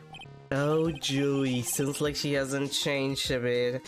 Goodbye. Say goodbye to all the character development she could have had. Has it really been a year since we first met? I am Franziska von Karma, the prodigy. I gave up a promising career in Germany and came to this country for one sole reason. Revenge.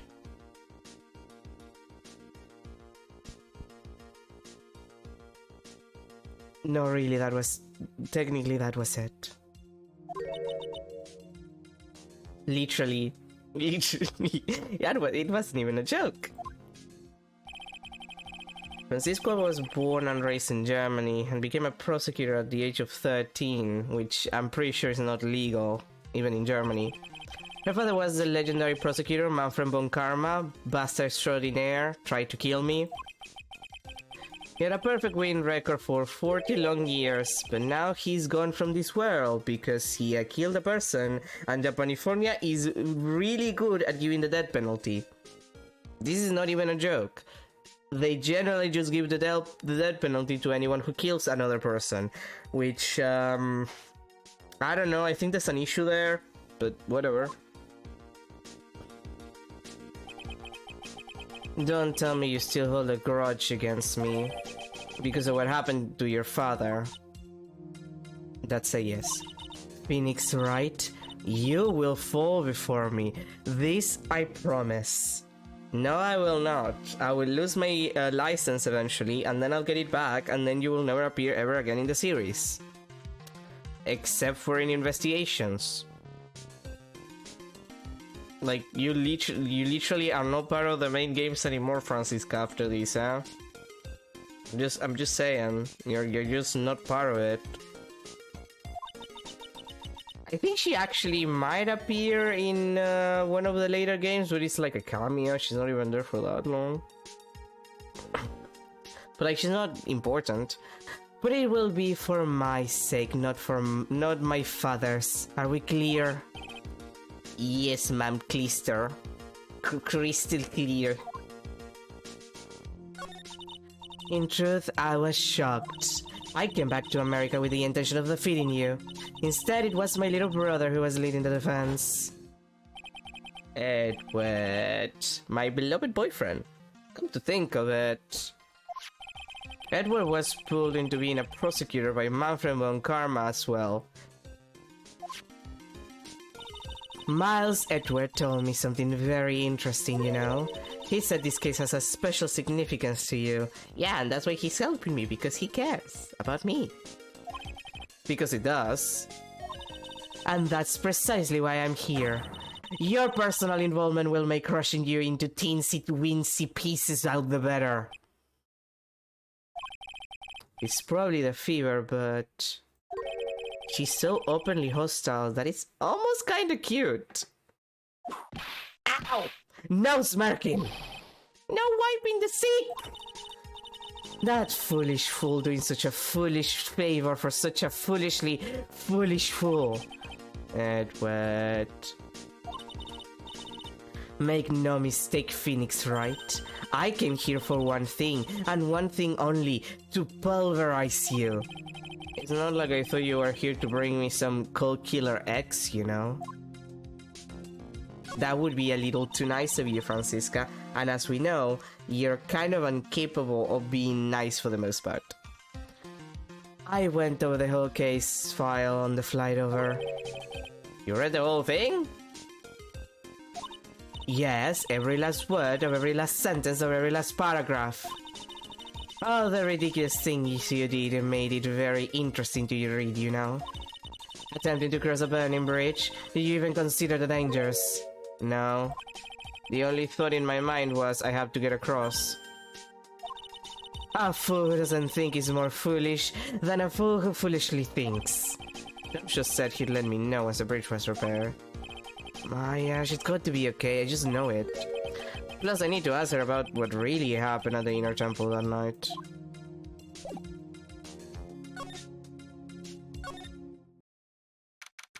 February 9, Hazakura Temple, main hall.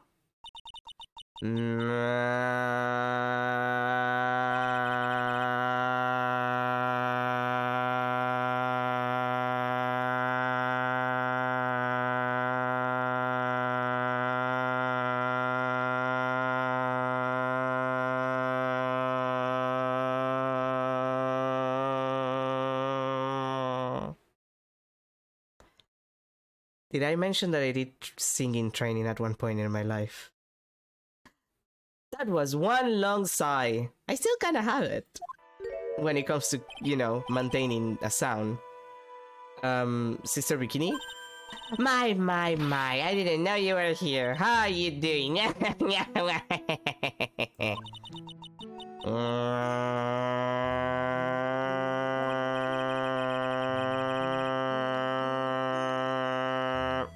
I'll stop.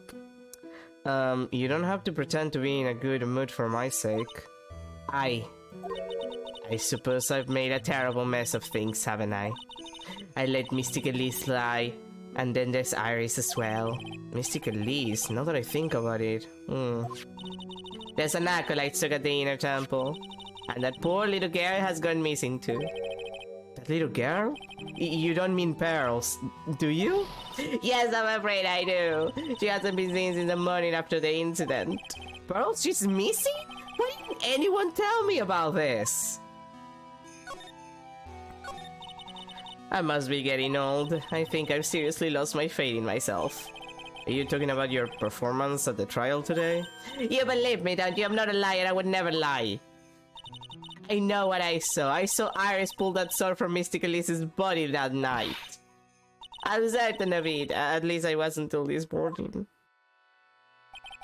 I don't see any psych logs, so she must be telling the truth.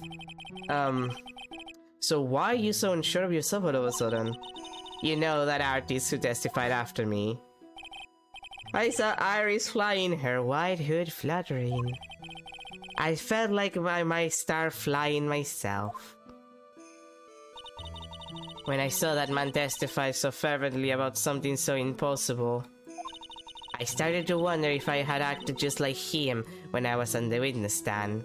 Ma'am, it's not the most embarrassing acting on a witness stand that I've ever had to experience in this game, so don't worry about it. I wouldn't take that guy too seriously. He's an artist, but all he draws is trouble, and nothing else. If both Bikini and Larry are telling the truth, that can only mean one thing. They both didn't see what they think they saw. On the night of the incident, you met Iris at the Inner Temple. Is that correct? That's right, I'm sure it was Iris. But Iris claims she was in her room in her Sakura Temple. I know, I knew I should have come back here that night. But because you did, Maya is stuck all by herself at the Inner Temple. Yeah, I'm so sorry. The drafts in that place are nothing to shake a stick at when they're especially bad. I'll bet. The training hand looks like it's about to fall down any second. Eagle Mountain has always been prone to earthquakes, just so you know. Earthquakes? Yes, I wouldn't be surprised if the next week one levels the training hall. We got to get Maya out of there fast. But still, there's really no need to worry. That area on the other side of Dusky Bridge is isolated like an island. It's like an island, how so? Well, the only thing on that side of the bridge is the Inner Temple. No one lives out there, and it's surrounded on all sides by the river or the forest. I see. So Krennic now would be trapped should they choose to flee in that direction. And as long as the bridge is out of commission, he or she will have to stay there. That means Maya could be stuck out there with a murderer and with no way to escape either. Oh dear, yes, I suppose it does. Please come, show, get that bridge up faster. I'm curious about a few things, if you don't mind answering some questions. Oh, do you need to know my measurements for your investigation of something? No, no, no! I want to know a little more about the victim, Miss Elise Duke's name. I'm afraid I don't know her waist size, or her bust size for that matter. No, I'm wondering why she came to stay in a place like this to begin with. I mean, she told us herself she wasn't here for spiritual training. My, you make it sound like this place is some sort of dump, Mr. Wright. Mystic Elise is here to soak up the natural beauty of Eagle Mountain, if you must know. There, you did it again. Sister Bikini, I noticed you always refer to Miss Duke's name as Mystic Elise. Oh, yes, now why is that? After all, she's not here as an acolyte. We address all our visitors as Mystic, it makes our experience very authentic. And anyway, she's older than me. You must respect your elders, you know? How do you know that? How can you say for sure that she's older than you? Fucking knew it. And it's a 5 log too. Girl.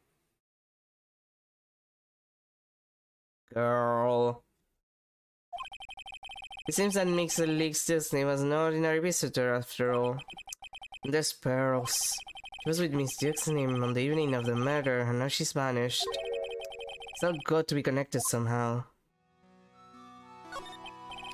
Why did Pearls have to get mixed up in this mess? Please, Mr. Wright, I know you're worried, but try to keep it together. Oh man. My head's throbbing so bad it's killing me. Pearls. She was with Miss Duke's name on the night of the murder, remember? Yes, but I have a temple to run, you know. I was busy preparing for the training. I didn't see the little darling even once after we'd finished eating dinner. Suspicious. The murder didn't take place right in front of her innocent eyes, did it? Oh, come on, she's dealt with worse. According to the detective, she hasn't turned up at her home either. Come on, keep calm. There's one place left where Pearls could be. She just has to be there. Come on, Gumshoe. Tell me you'll be done with her purse soon.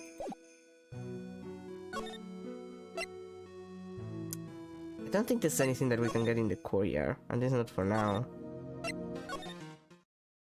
Nope. God damn it.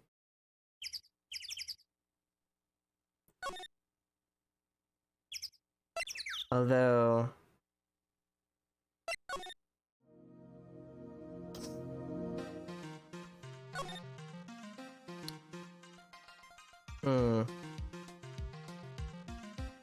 I mean,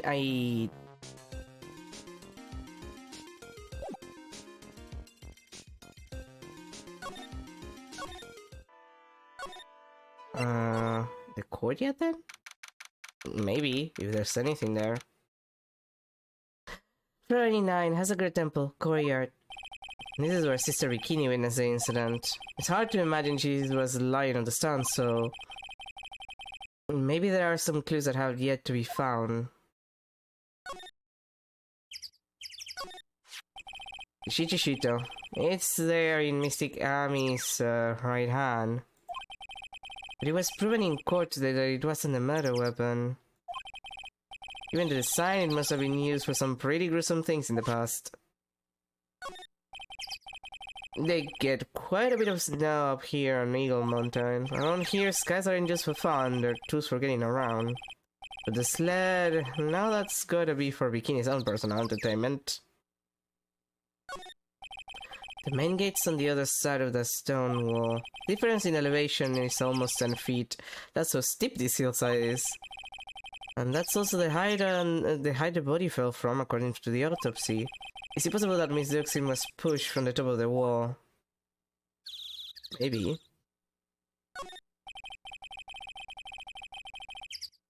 The lanterns... there are a few of these stone lanterns scattered around in this courtyard. Without a city glare to compete with, I imagine they would seem a lot brighter. I guess Sister Bikini must like them now, since Sirius can't be here.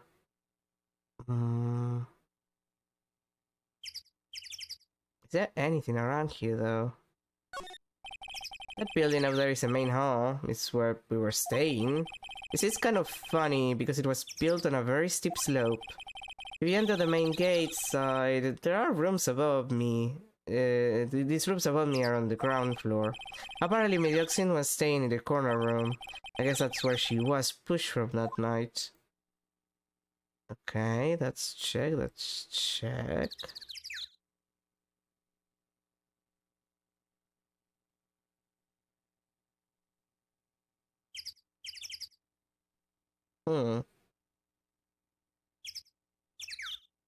Weird, I can't find anything that I haven't checked before.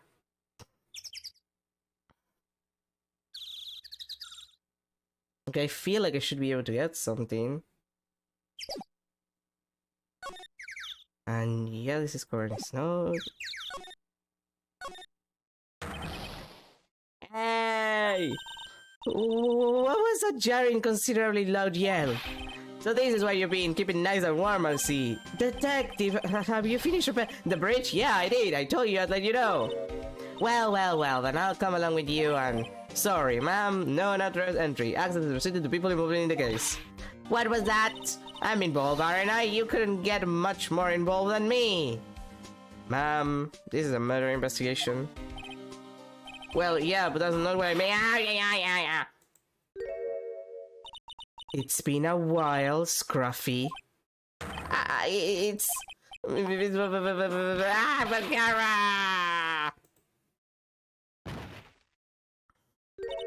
Sister, please leave the investigation to me. My, well, you certainly seem to have everything under control. I'm on your side. I won't do anything you don't want me to. As you work to pin the guilt on Iris, though. What are you daydreaming about, Phoenix Wright? How that hurt, you know? Silence! I, Francisca Von Karma, will personally guide you through your investigation. That's not necessary. Literally, that's not necessary. So you will follow me. She's not seriously going to follow me around, is she?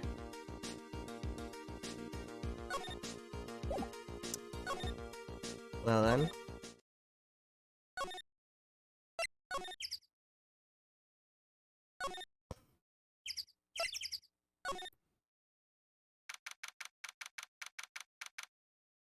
February 9, Inner Temple Gate. Things have certainly become a lot more hectic than before. They must have commenced with the investigation. Oh, Mr. Nick. That voice. Pearls! Mr. Nick.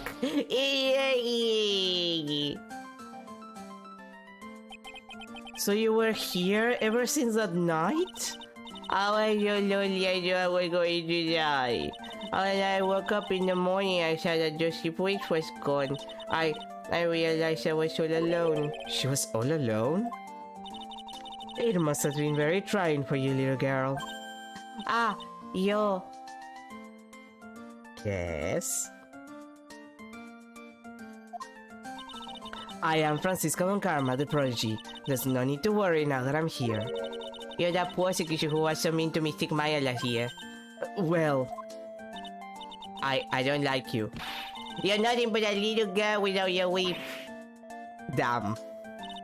Mystic Maya didn't do anything wrong, but you were so mean. I never forgive you. It looks like Pearl's words are getting under her skin. Why are you whipping me? I didn't even say anything. You didn't have to. The smile on your lips gave you away. Anyway... Pearls? Weren't you with Maya? Ah. Oh no, it's all my fault. Huh? What are you talking about, Pearls? Hey,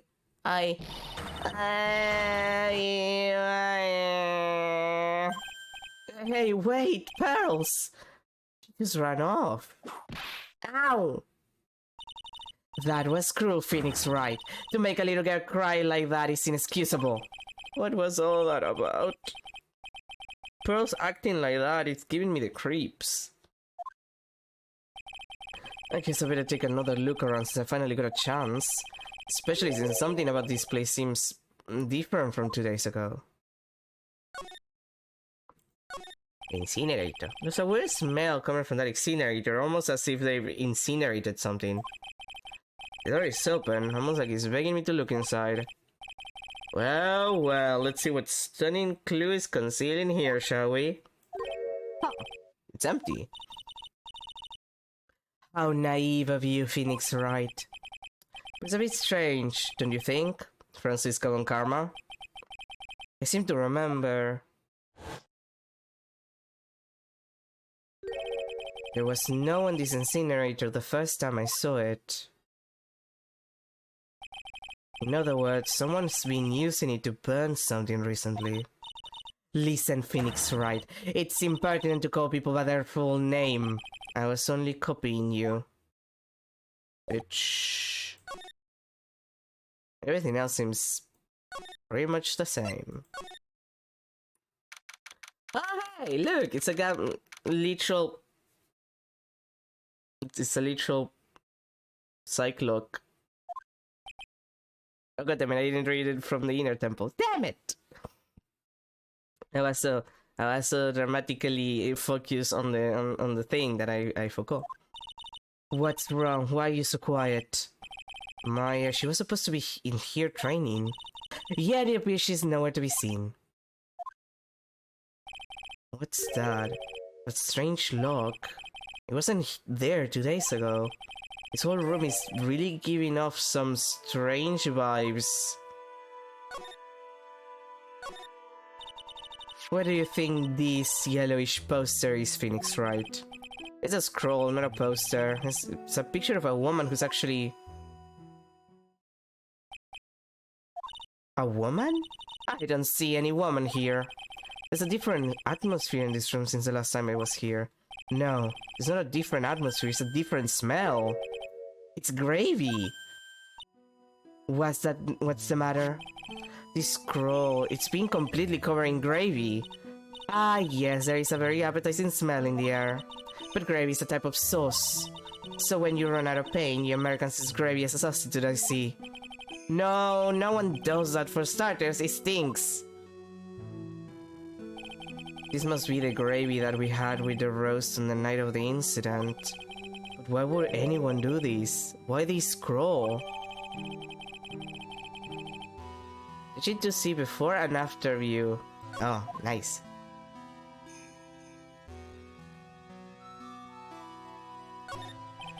It's an antique dresser. Don't you dare open it, Phoenix Wright. Now I know how Maya feels when I tell her not to touch things. What a pity. It's full of nothing but old clothes for acolytes. I thought we weren't opening it. I'm from the prosecutor's office. I can do anything. Yeah, you can do anything except stand up to a 9-year-old girl. Look at those wafer-thin mattresses. I'm sorry, Phoenix Wright. Wafer-thin? Yeah, you know, thin like a wafer. In other words, uncomfortable. That's how we describe things like these mattresses. I guess you must say wafer-thick or something back in Germany?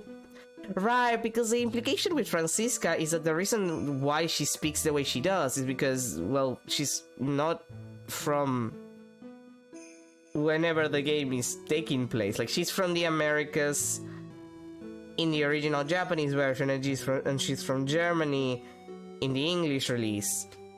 So she doesn't know the language as well. That's why she has the whole foolish fool thing, because she actually does not know enough words to make it a more complex sentence. Not about these mattresses, certainly not. This door. When I was here 2 days ago, that weird lock wasn't on it. Those chains, it's almost as if they're guarding something inside that cavern. I've never seen a lock quite like this before. I have, but not tangible. I have. I've seen locks and chains just like this before. They look just like the ones that guard a person's secrets during a psych lock. I wonder if this lock is guarding something too. Dark secrets in a dark cavern. What took you so long? I thought even you'd managed to get here faster than this. Mr. Trite. Prosecutor Goddard? I didn't know you were here. Prosecutor. How come you didn't show up at the trial today? I could ask you the exact same question. Huh? But I had a cold and I had fallen into a river and I was in the hospital. That's something slightly more important than a common cold to deal with. The importance of which is something you have no hope of ever understanding. Enough, I believe I have the measure of you. You are the very worst kind of prosecutor. What could be more important than a trial? It was the wild mare tried. This is Miss Von Karma. She was the acting prosecutor in your absence today. Well, I guess I owe you one then. But you can go now, princess. It's time for the big boys to take the reins. God, how do you become more of a misogynist from 5 years ago to now? Like, could you be less condescending to women? Like, I don't like Francisca either. She's a pain in my ass, but still. Coffee. Just who do you think you are? This case is my... Hey, Philly. Know your role and shut your mouth. I can't stand women like you. I'm only going to say this once. Lady von Wippenberg, go home. Phoenix Wright! What are you hitting me for? Ah, you deserve more cracks of the whip than that, right? What? You still don't get it, do you? You don't realize that you've set something in motion that you'll never be able to undo. There's something different about Godot today. I'm getting such a strong sense of something from behind that mask of his. Is it anger or is it sorrow? You had some important business and that's why you weren't in court, huh? So what was it? I've told you once before, but perhaps you don't remember. I've returned from the depths of hell to do battle with you. You see, Trite, I've experienced something most have not. Death. You died? Of course, being extracted from hell is a tedious affair. The meticulous regeneration and adjustment of all your internal organs is... Well, let's just say modern medicine allows us all to live to a ripe old age. Even someone like me. So you mean that mask you wear is... This ugly device, I promise it's not a fashion statement, my unenlightened friend. Without this, I can see your frequently dumbfounded face. I didn't know. So the poison left him blind, I see. Or, you know, it meant that his eyes were the other. My eyesight is pretty messed up. Even with these huge goggles on my head, I still can't see everything. Still, I keep this worn out piece of junk of a body going with regular servicing. I'm sorry, but you say you experienced death. How is that possible? What happened? Why don't you ask him? Huh? Me? Yeah, Trite. You should know all about it. You know when my life ended, and who ended it for me. Well, Phoenix Wright, do you? I don't know what he's talking about. Although, to be honest, I do feel a little tug at the corner of my memory. I think I do know about how Godot was killed. It will all become clear in due time. Isn't that right, Trite? Earlier, you said I've done something that I can never undo. What do you mean by that exactly? The inner temple here on this side of Dusky Bridge is an isolated island. That's what Sister Bikini said too. And I wonder, Trite, do you know what the police are doing here today? What do you mean? They're searching for any trace of an acolyte who went missing. Missing? As leader of the search party, I can tell you this with absolute certainty. Maya Fey is not on this side of Dusky Bridge. Huh?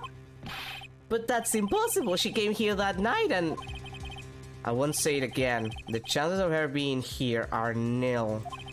Excluding, of course, one very unique place. One? Where is that? The sacred cavern, the entrance of which we are standing at right now. It is the only place that the search party has yet to explore. But they haven't searched that cavern yet, huh? Be aware though that the temperature inside frequently falls below freezing. Even if you were in there, the chances of her being found alive are slim at best. No! Which means, right, that you sent Maya Fey to her death. You fool! If that's the situation, why aren't you in there with a search party right now?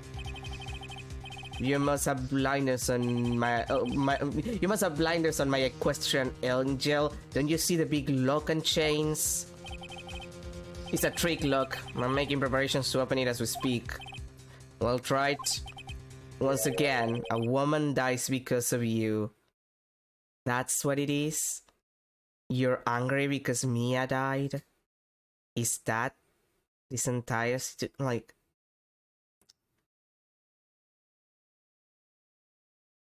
Got it? Diego Armando, you piece of shit. I did not get involved with Mia's murder. I did not do anything to facilitate Mia's murder. Mia's murder would have happened whether or not I was the defense attorney that she took as a protege. She would have died no matter who was working with her. She could have died and her trial would have gone nowhere. And Maya would be in jail because I was not the person there to do the defending for her. That could have happened, you piece of shit. Once again, what are you talking about? Don't tell me you've forgotten. It was only 2 years ago, after all, when the last unfortunate woman died because of you. Because of me? And do you know who that was? It was Maya's first sister. That's right, Mia Fey. Mia? You killed her. No, I didn't. No, that's not how it was. It was 2 years ago. Maya Fey was pursuing someone, a man. But she bit off more than she could chew. She made a very dangerous enemy. Yeah, that's one case I'll never forget. And Maya would have gone to jail if I hadn't done something about it. But I got that guy personally. Sure, Miss Fey's murderer was caught, but that would bring her back. Well, no, but what the hell was I... Look, my dude, I don't know what you want me to tell you. She would have ended up dead anyway, but without a fair trial for her sister. How do you think she feels? You were with her at the time, you and no one else. It was your responsibility, you should have protected her. No, I was not there. She asked me to come meet her. No, not even that, like... Mia didn't say anything to Phoenix. Like, he went to open the office, and he just found her dead with Maya there. You could say Mia Fey was your teacher. Well then, I'd say you've learned nothing trite. You robbed her of her life, and now you've left her sister suffer the same fate. I haven't sentenced Maya to death. No! Asshole. What is this peculiar looking lock? Why don't we just break it open? It would be a simple matter of... I'm afraid we can't do that. This area has always been prone to earthquakes. The repeated tremors have weakened the foundations of the training hall. Any excessive force used to break the lock open would... Well, let's just say that the inner temple and the sacred cavern would be a thing of the past. Very well, then I suggest the obvious solution of opening it with a key. Sure, just show me where the keyhole is on this trick lock. There's no keyhole? That's right, an interesting puzzle, huh? The person who said this lock is the only one who can open it. You say that, but if you know anything about, like, trick locks, you can probably figure it out eventually. Then who was it? Simple, the accused. What? Iris? When an acolyte undergoes training inside the secret cavern, the attending sister is responsible for locking the entrance. Obviously, the night of the murder was no exception. My FA was to training there. The bikini didn't mention it a number of times, now that I think about it. She said that Iris was left in charge of supervising the early stages of her training. So Iris, the accused, is the only one who can open this lock. I've arranged for her to be brought here now. Iris is the only person who can open this lock. I hope she gets here soon. Hang on in there, Maya. We'll get you out. Yeah? Any other crimes you want me to accuse me of, Godot? While I blow my nose? Oh god, oh god.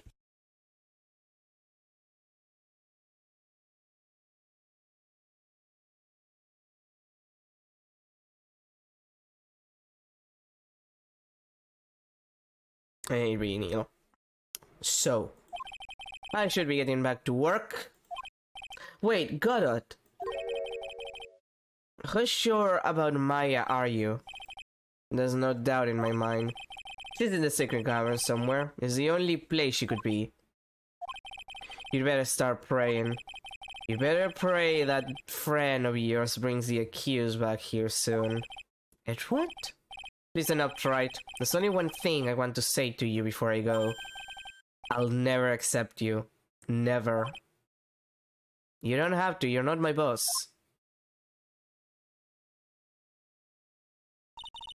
You should choose your friends more carefully, Phoenix Wright. That's what everyone says. It looks like I don't have much of a choice. Guess I'll just have to do what I can for now.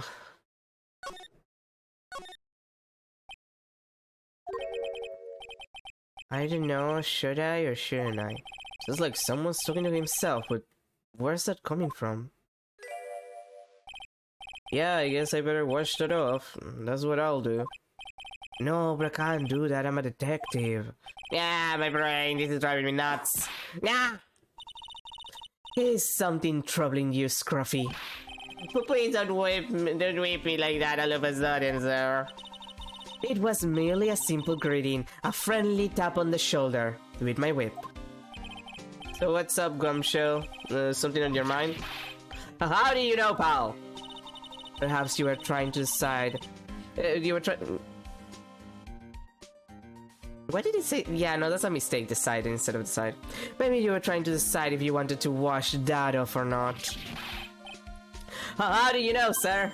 Oh yeah, I nearly forgot. You can't go through that little gate there, okay? But what if I wanna? I got my nose. Itchy, itchy, itchy. Itchy nose. You mean the one that says no entry on it? I am kinda already snacking there. Is he trying to be clever or something? So what's behind there, Scruffy? A kind of a garden-like garden? A garden? Yeah, anyway, it's under investigation right now, so keep out. I'm not telling you, I'm asking you, pal. You got it? Isn't it normally the other way around? Well, see you later. So, shall we adjourn to this garden, Phoenix Wright? Of course, what else would we do? I really want to know what Gomsha was thinking of washing off. I love breaking the law. February 9, Inner Temple, Garden. There's a strange feeling in the air. I wonder what it is. Strange feeling? Forget about that. There's a strange writing on the stone lantern. Ah! What are you doing here, sis? I thought I said you can't come in here. Don't you know, Scruffy, Avon Karma will always show up whenever there is a clue. And there are plenty of clues to be found here.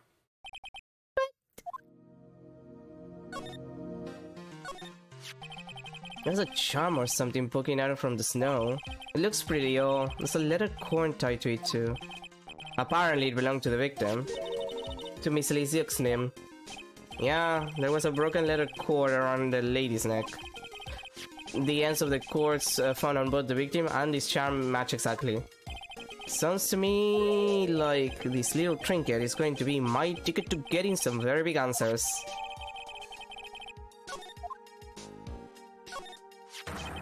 What the heck is that? Uh-oh, you spotted it. Huh, pal? Are you kidding me? It couldn't be more obvious. It says Maya. Supposedly, it's really like the positioning there is kind of a.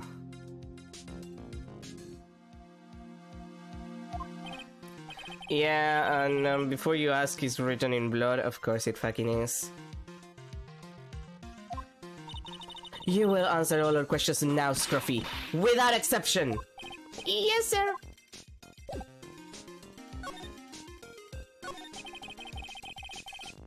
So, how's the inner temple investigation going? We have the best forensic team in the world working the place. Forensic team? And what was the outcome of this scientific study? Nothing! Scientifically speaking, this place is as clean as a whistle. That's simply not good enough, Scruffy. Do you think I'll let you get away with that? Uh-oh. Well, there are a couple of things that bothered me when I first got here, sir. That stone lantern and the surrounding area that's not covered in snow, correct? They look kind of fishy to me, you know, scientifically speaking. Who are you, Emma? So I got the lab boys to look them over. The results were, it's kind of hard to say actually. I guess I better look into them myself. About Maya. Oh, did Godo tell you yet? Yes, we had. He's got a search party out looking for her. There's nowhere else she could have disappeared to on this side of Dusky Bridge. Oh god, my nose. God damn it.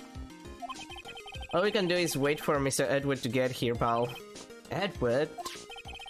He's courting Iris, the defendant over here. We'll have to wait since she's the only one who can open the door to the secret cavern. Oh, I think Mr. Edward wants to talk to you about something too, pal. Huh? I wonder what it is. Should not be expecting any good news when you talk to him. When I spoke to him, Mr. Edward sounded so down, I felt like I was drowning. Sounds pleasant.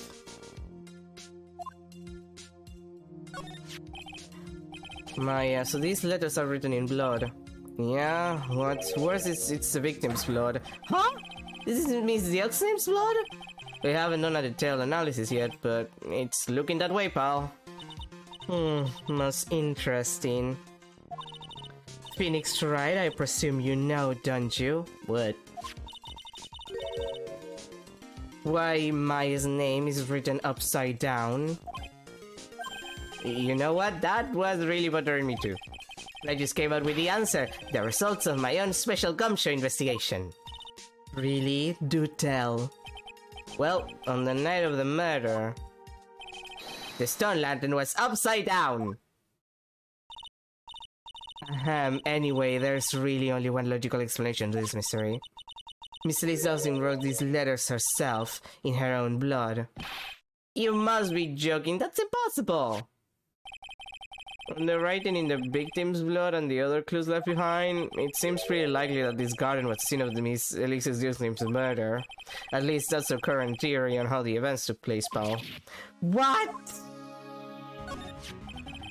So, Miss Dixon was killed here? However you want to look at it, that's what people are saying now. Then, what Sister Bikini saw in the courtyard main temple was... Well, what was it? If that wasn't the scene of the crime, what did she see? What do you think, Miss Bunga? Surely a special gumshoe investigation will reveal the answer now. But wait a sec, the bloody writing and all the other clues here, someone could have easily set all that up after the murder, right? Sorry, but that's not an opinion, pal. Why not? How quickly you forget, Phoenix Wright. Ever since the incident occurred, this place has been completely inaccessible. Because Dusky Bridge was completely burned out. Oh, right. I was overseeing repairs to the bridge the whole time. The whole time. No one came over here before me and my man. Which means no one could have planted all this stuff here, pal. Yeah, I can't think of a counter-argument to that. I knew it. I should have washed the blood off the lantern as soon as I got here. If this really was the scene of the crime, Then I need to figure out exactly what it was that Bikini actually saw.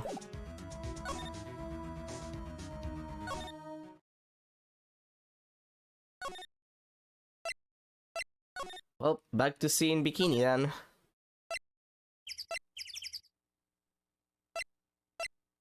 Actually, February 9, Heavenly Hall. Looks like no one's here. Larry! Larry's! I was sure he'd be hiding here. Guess I'll try again later. Oh, and it doesn't let you enter the actual Heavenly Hall, which is what I wanted to do. February 9, Hazakura Temple, main gate. It seems you have a visitor. Mr. Wright. Iris, I'm really glad to see you. Goddard managed to mobilize the police by claiming a state of emergency. Not him again. Never mind him, we gotta hurry and unlock the sacred cavern.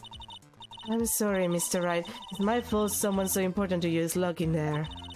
Mr. Edward, can we finish your conversation later? Alright. Let's hurry to the inner temple then. I'll see you later, Wright. Bye, boyfriend. Wait, Edward, I'm coming with you guys. Sorry, Wright. I can't allow you to come with us. What? I hate to be the one to break it to you, but Maya faced in a rather delicate position. What do you mean by a delicate position? This isn't simply a rescue operation, right? It's also an investigation. That being the case, we can't allow members of the public to interfere. Come on, Edward! If anything happens, you'll be the first to know. Please understand, Wright. It's Maya, Mr. Wright. All that matters is that Mystic Maya is rescued, correct? Listen to the voice of reason for a change, Phoenix Wright. From now on, consider anything beyond Dusky Bridge to be off limits. We'll be going now. Excuse us. Boyfriend! This is no time to be standing around, Phoenix Wright. Aren't there other things that demand your attention? She's right. Thanks for reminding me. You didn't have to, you know, do that. The whipping, I mean. February 9, Hazakura Temple, main hall. Sister Bikini looks like she's shrunk some since I last saw her. Don't be so rude, Phoenix Wright. What's wrong, Sister Bikini? My. Hello, you two. How are you doing?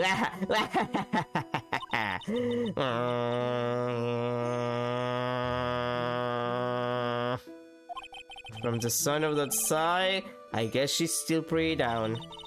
Iris was just here, you know. She was accompanied by that handsome crimson-clad prince. Is she talking about Edward? It was just a courtesy call. I wasn't allowed to talk with her at all. Oh dear, it's all my fault that this has happened. Poor Iris. She was worried about my bag, would you believe? What have I done to her? Only what you had to do, sister. You bravely and truthfully testified about what you saw. There's no shame in that. And we'll see to it that your testimony wasn't made in vain. Well, I don't hear anyone else saying that. Mr. Bluesits doesn't seem to share your opinion, I see. Huh? Me? Why are you glaring at me? Oh, yes, you did great, Sister Bikini. It's not like... absolutely spectacular! You two are the only ones who say that to me. I can't shake the feeling that I just became a shield to a shrew. Do you have a problem, Phoenix Wright? I have a lot of problems. Sure, she was ready to testify so truthfully like that, but I know she's still hiding something, because I still have to break her goddamn magatamas.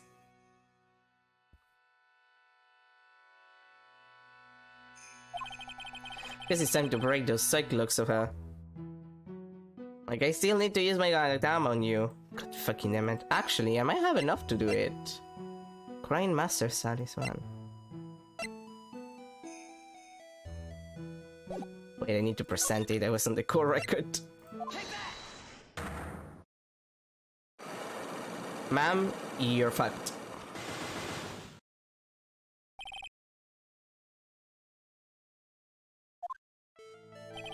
Sister Bikini, the truth is becoming increasingly clear to me. I'm convinced that Miss Elise Dioxim had a special significance to this temple. As to why she had a special significance, I believe it has to do with her true identity. What on earth are you talking about? She was, Mystic Elise was a doctor, just a nutter, a picture books. To be honest, I had my suspicions almost immediately after I met her. Suspicions? Sus? Yes, sus. But I didn't have any evidence to support my theory, though. But now I do, and this piece of evidence proves Miss Duxim's true identity. Miss Duxim had this charm with her at all times, which is suspiciously looking like the talisman for the Kurain Master. The Master of Kurain, Channeling School. Yes. Yeah, where are you? This isn't some cheap good luck charm either. Then, what do you think it is, Mr. Wright? What could a talisman like that possibly mean? It's a talisman, isn't it? Interesting. Oops. This thing speaks volumes about who Miss Yuxim really was. This talisman and one other item unequivocally prove Miss Yuxim's true identity. And then it's the Hanging Scroll.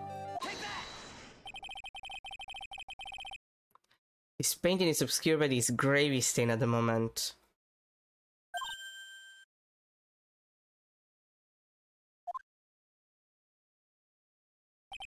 This scroll shows the master of the Kurain channeling technique. The crest at the top is a sign of that honorable title. The very same crest that adorns the talisman the victim carried with her. Ah! This crest is reserved for the master of Kurain. Oh, I never told you that nonsense. I got no idea what you're talking about. The new Master Maya Fey told me. Duh. What?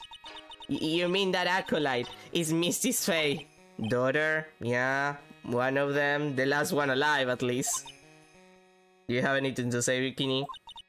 Are you sure? Yes, in fact, since her eldest daughter passed away, Maya is Misty Fey's only successor. Mystic Misty! Well, that was fast.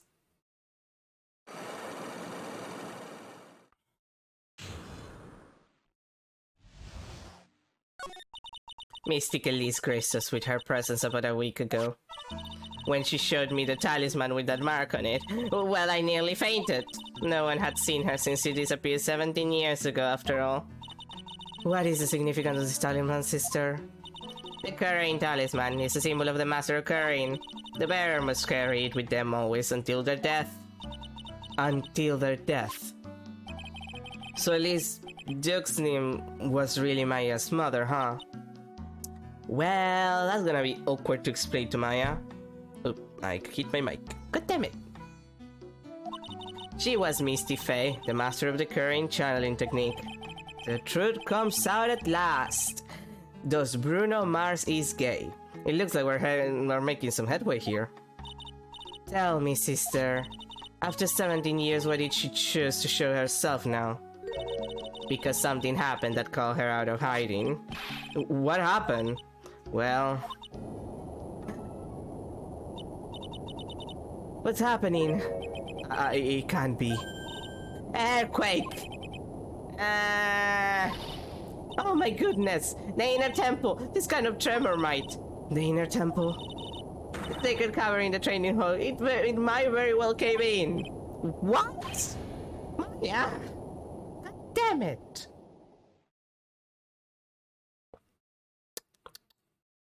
Earthquake, best time to finish my coffee. It seems to have passed. Well, we can't just stand here and do nothing. Let's go. What? Where? To the inner temple, of course. Where else? Sister Bikini, we'll finish this later, alright? Of course, you should run along now. People may have been hurt. I must get some first aid kits ready. Thanks, sister. Come on then, Phoenix Wright. They won't bar you from entering as long as I'm with you. Thank you. Right at that moment, I had the worst feeling in my gut. We just had an earthquake. Yeah, I wonder if he's alright. Gay! You look worried. Are you thinking about Miles, Edward? Come on, let's go. Maya could be in danger. Edward could be having a panic attack. We gotta hurry to the inner temple and... Right! What are you doing here? How could I have... How do you expect us to understand you if you don't speak up? Ow! Hey, why am I the one getting whipped? She's gone. No! The defendant, Iris, she's gone. Gone where? She fled. She escaped. What? Well, that's a problem. So, it was just now, during the... It's easy to see Edward's one and only weakness, his fear of earthquakes. He probably also has a mild fear of elevators, but mostly his fear of earthquakes. I should have known better than to score the defendant alone. As soon as the ground started shaking, everything went dark before my eyes and I stupidly passed out. That incident haunts you to this day, doesn't it? That's no excuse for letting the suspect get away. I can't believe I let it happen. Right, the inner temple area is a dead end, so she could have only escaped to this side. We haven't seen her. Then we need to get a manhunt underway now and search Eagle Mountain from top to bottom. Wait, Edward. Have you thoroughly checked the inner temple yet? Don't be ridiculous, why would I? The inner temple is like an island, there's no way to escape but to cross. No, that's not it. Iris isn't the type of person to run away, Edward. What are you talking about? Sister Bikini mentioned something when we were with her. She said that the secret cavern might have caved in because of the quake. Then you think Iris might have gone to the inner temple to check on the situation? Listen, Edward, I'm sure she's at the inner temple. A manhunt is not necessary. Right? Let's not waste any more time. We need to get to the training hall Sacred Cavern now. Alright, let's go. Yay! February 9, Inner Temple, Training Hall. Fortunately, the Sacred Cavern hadn't caved in, but what we found was something none of us could have ever expected.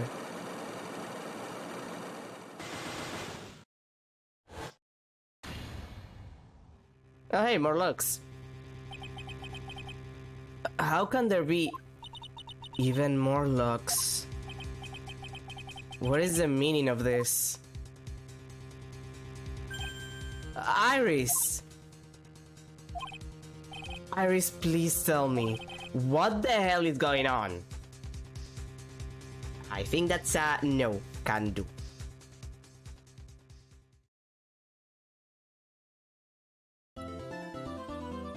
Boy.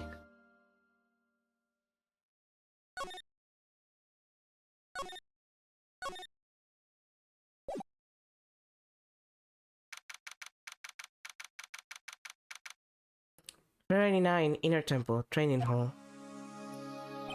Right? Is this what Goddard was talking about? Yeah, the trick locks. Now then, Iris, please remove these at once. Mr. Edward, I'm afraid I can't. It's not possible for me. What? During the earthquake, when the cavern was in danger of caving in, Iris escaped. And I know that there was only one lock when I last came here. So you're saying that you can't undo the new locks? Yes. If only I was stronger. Edward, how are you feeling? You look a little pale in the face. Like you want to talk with your face all green. Miles, Edward, go and get some air. I'll watch over the suspect. You go and get a grip on yourself. Don't be ridiculous about everything. There's no telling what sort of mistakes you could make in your current state. Go and get some rest. That's your only concern now, Miles, Edward. Understood. Good boy. I'll handle the investigation in the garden. You take care of the of things here. Edgewood. He's got so much pride that he's probably off crying in a corner of the garden. Pride is simply another trap that hinders us in our lives. That said, one must have pride to be effective on the job. At any rate, it seems that this is where we part ways, Phoenix Wright. I'm going to stay here and see if I can't help. If I can't? Shouldn't it be if I can? Help solve these bothersome puzzles. I see. Well, thanks for your help. Now then, do you mind if I ask you a few things, Iris? No, not at all. Why did you make a run for it, Iris? I'm sorry. I heard the inner temple had been severely shaken by the strong earthquake you had. I was so worried I just had to come and see. In other words, you didn't run away to escape the law, at least we're clear on that. I can't tell you how relieved I was when I saw the sacred cavern was alright, but... But what? When I saw these chains here. I saw these extra locks that someone had put on the sacred cavern's door and... Who in the world would do something like this? These trick locks are a sacred treasure of the Kurain tradition. There are hundreds of ways to set them. That's why only the person who set the lock can open it. And you aren't the one who set these locks. I don't think it's that simple, Francisco Von Karma. When we were here the first time, there was only one lock. But now, somehow, there's 5 of them. What does that mean? It means that someone wanted to secure the place even more.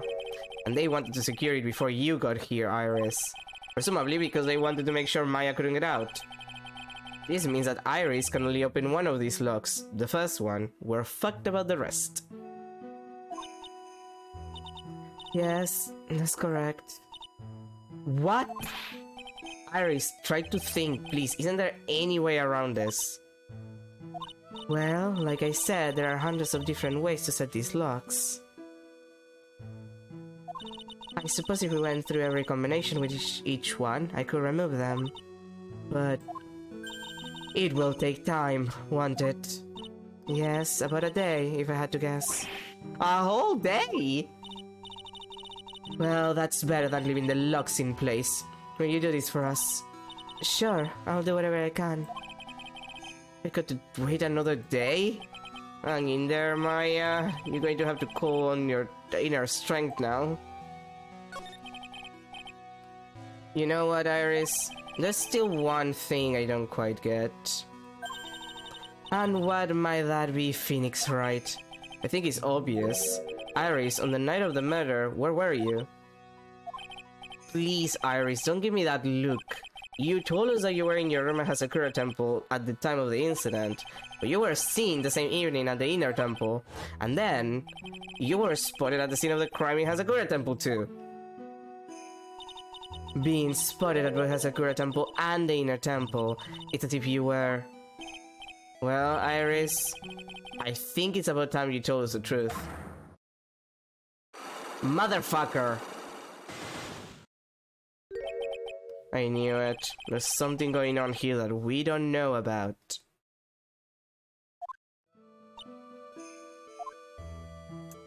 Well, pretty sure we don't have enough for that, so... February 9, Inner Temple. Gate.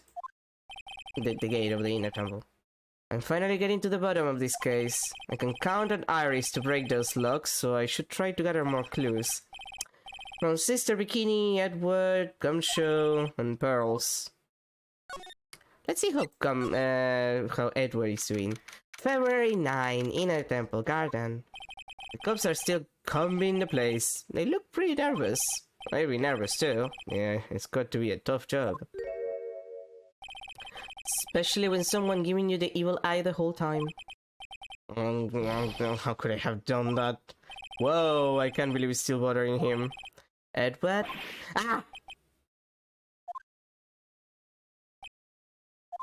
Hey, don't you dare run away! What do you want, right? What do I want? If you came here to laugh at me, then get on with it. Go on, laugh away! What are we gonna do? Have a repeat of the time you were in jail and you were like, oh, you came to laugh at me. Laugh. Laugh at the disgraced prosecutor. I was ready to hug it out with him, but he's just the same prideful Edward. He could use a hug. You went back to the criminal affairs department, right? You said you wanted to look into something concerning Iris. Yes. And thanks to what I found, I was reminded of something terrible. You guys are putting a lot of effort into the investigation of the garden here, huh? There's a high chance this is the actual scene of the crime, that's why. You mean because of the writing in blood and the talisman in the snow? Exactly. As you know, those things couldn't have been planted here after the murder. But surely you don't suspect. Maya, do you? We have to treat everyone as a suspect, Maya as well as Iris. It's our job, right? So, I guess you still haven't gotten over your fear of earthquakes? No, though thankfully my nightmares have stopped. But still, if the ground gives even the slightest tremor, I find myself short of breath. 17 years ago, when we were little school kids in the same elementary school, Edward found himself in the middle of a murder.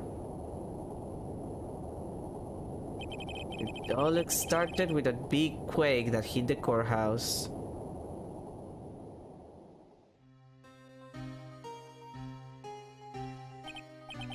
Yes, I was stuck in the elevator with my father, who was a defense attorney.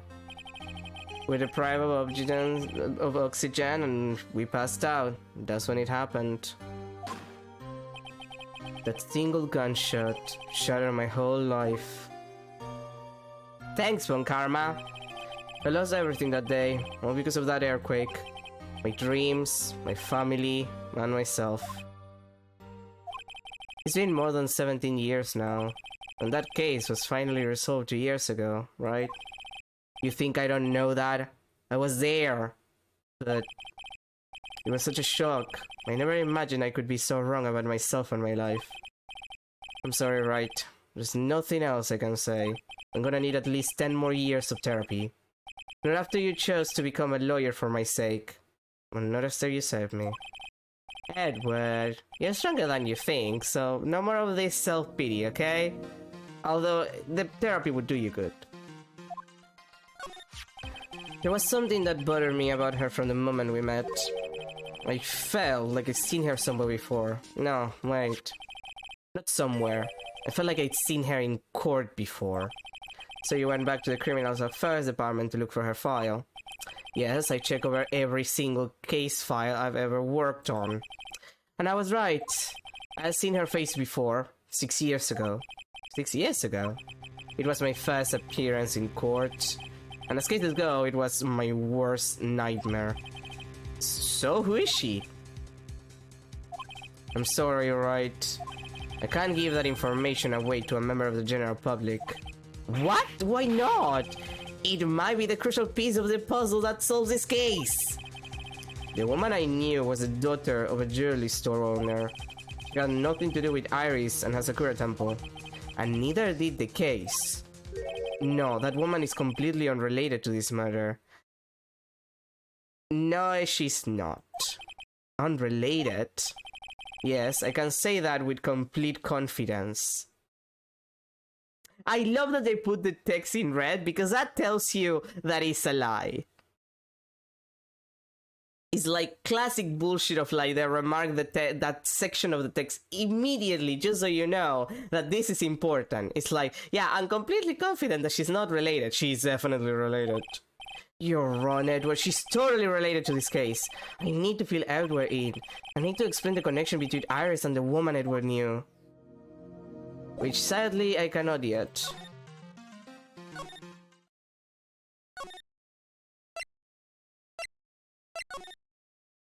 Moving to the suspension bridge. February 9, Dusky Bridge. It's weird that there's no one around all of a sudden.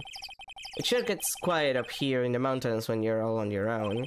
Speaking of alone, I guess I should go check out the shack just down this path. Maybe I'll find Larry there sulking again. Snooping as usual, even. February 9, Heavenly Hall. Oh, Mr. Nick! Pearls, what are you doing here? Nothing. What about Mystic Maya Shell White? Well, we don't know yet. Oh, I see. Hey, what do you think you're doing here, Nick? Larry? This is a loser shack where losers get together to lose themselves. This is a what? Hey, we find comfort in each other's failures, okay? You get a problem with that? Look, Mr. Nick, Mr. Lorry is a picture of me. That's, great, Pearls. We're going to gather firewood now. We'll be cooking some half-rotten potatoes over a miserable little campfire. Stay out of our way! I don't believe this. Why can't he try getting fired up over becoming a better man? No one believes a word I say anymore. Listen to me, Pearl, you don't want to trust this kind of guy, okay? He'll only let you down. Oh, Mystic Maya.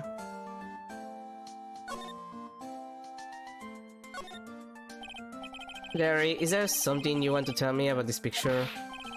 I've got nothing to say to you, Nick. My life's here now with Pearl. Two losers cooking potatoes together forevermore. What am I going to do with him? Alright then. What do you think about this picture, Pearls? I think it's really well drawn. I can't draw at all, so I think it's really amazing. See, someone appreciates it. It's tough getting the flames to look like that, you know? I suppose it's supposed to be Sister Irish flying through the air, isn't it? I love it. It's like a dream, a wonderful fantasy. No, it wasn't a dream. She really flew. I'm telling you, Iris really flew that night. But Mr. Lois... No, you too. Please don't look at me like that, Pearl. Don't look at me like I'm some kind of nutcase, I beg of you. I guess this picture really is a representation of what Larry thinks he saw. Okay, so I was half asleep when I was here that night. I was wide awake after the lightning struck. And I saw what I saw. It was exactly like I drew in the picture. And it looks like I don't have any choice but to take this sketch at face value. Hey, what's with the look of that on your face? Pearls? Yes, Mr. Nick? I've been meaning to ask you about the night of the murder. Where were you, and what exactly were you doing when it all happened? I'm just a kid, you know? I'm sure it doesn't really matter what I was doing, does it, Mr. Nick? Sorry, Pearls, but yes, it does. On the night of the murder, you were supposed to be in Miss Dixnim's room, reading a book together. But Miss Dixnim was murdered, and you, Pearl, were at the inner temple. Yeah. Just what exactly happened that night, Pearls? I'm really sorry, Mr. Nick.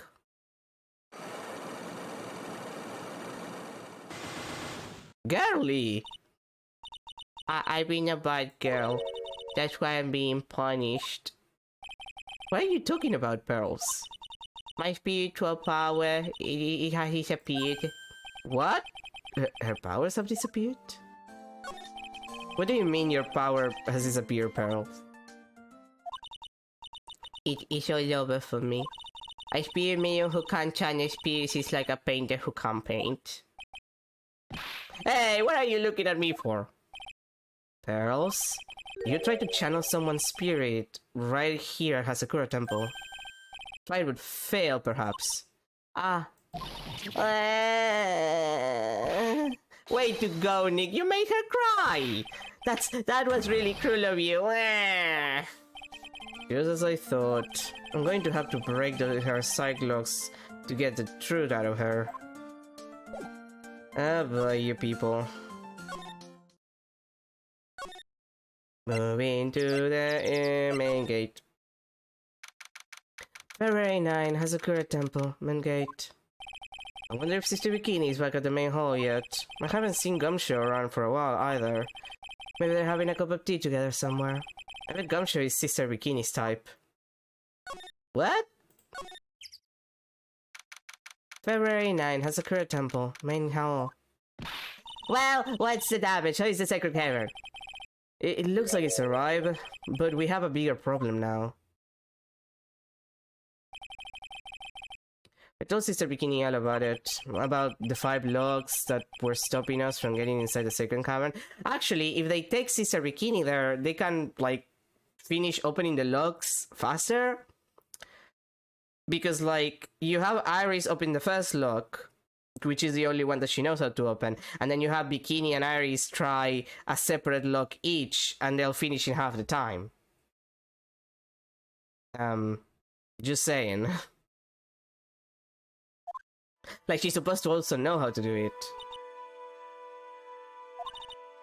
But who? Who could have done that? The only people who know how to set these strict locks are those of the Kurain tradition. We have Iris at the second cavern trying her best to open them for us right now. Actually, there's something I've been meaning to talk with you about, Sister Bikini. Ah yes, we were in the middle of a chat, weren't we? Yes, you were telling me how the Master of Kurain disappeared 17 years ago. I want to know why Misty Faye suddenly appeared at this temple. It was about a week ago when Mystic Elise, no, I mean Mystic Misty, arrived. After she showed me the talisman that proved she was the Master, she said, "Someone is trying to destroy the Kurain tradition's main family line. I am here to put a stop to them." Someone was trying to destroy the main family line? There is only one heir to the title of Master at any time, and he's usually the eldest. That child becomes the new Master of Kurain, and her daughters the main family. All the other mediums become branch family members with no hope of controlling the clan. That's why nothing has changed throughout the history of the clan.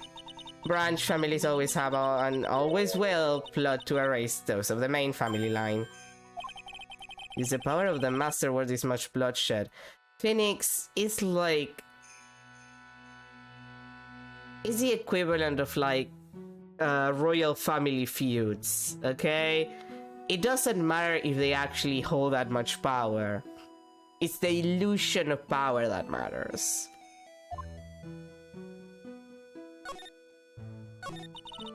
You believe in the technique, don't you, Mr. Wright? You know its power is real. Yes, I do. It's been 2 years since I first met Maya. In that time, I've seen her channel the spirits of the dead plenty of times. During the Mask case.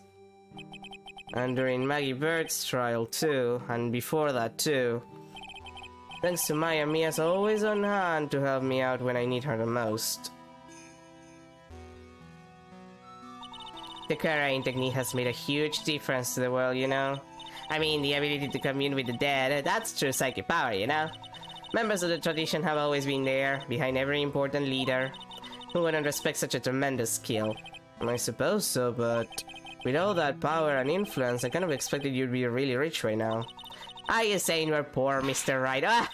You're very direct, aren't you? People don't believe in it anymore, you see.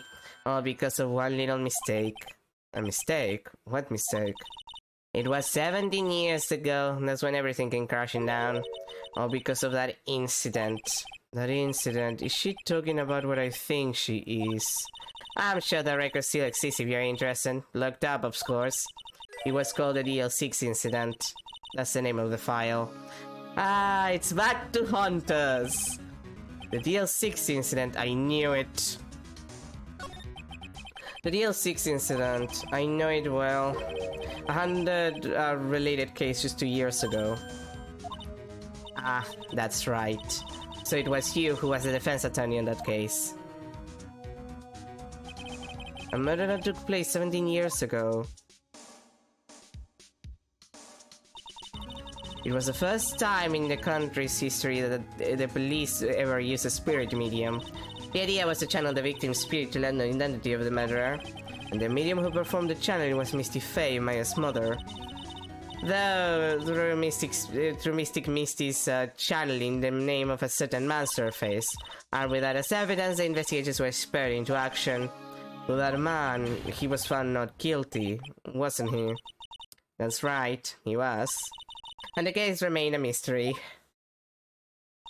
In other words, we failed. It was the first case the world had ever seen the carrying tradition openly involved in. It was all over the media, the public, the judiciary, the people of Karain village. Everyone judged her. Everyone said Mystic Misty's powers were a sham. And then she just disappeared, vanished while everyone still thought of her as a fraud. But I know the truth! Misty's face spirit channeling wasn't a sham at all. Of course it wasn't. And since you managed to reveal the truth, we're finally making a comeback. The Karain tradition is starting to recover at least. But with a new master wielding the power of the clan. Does she mean Mario?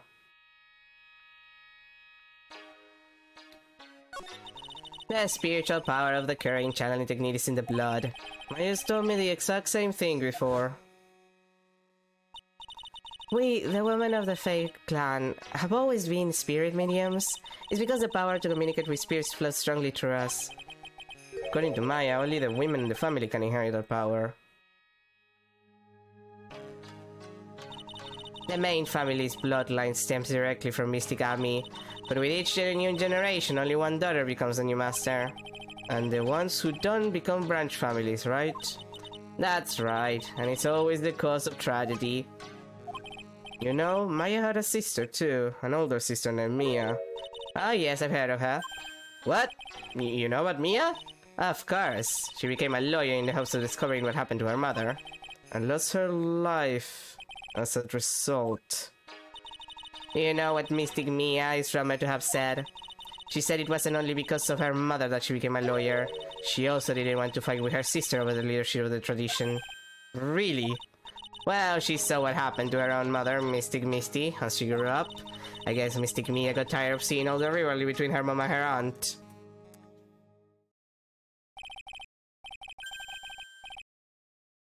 That's right, Misty Faye had an elder sister too, who is currently in jail because of us. She deserved it though. And Misty, having superior powers, managed to usurp the Master's seat from her. Mystic Misty's sister is Mystic Morgan, as you probably know. Morgan? There's a name I know well. It was a year ago now at Maya's home, Kurain village. What she did was terrible. It was also she could make her own daughter the next master. I suppose if you know about Mystic Morgan's daughter, then you must already realize that Iris...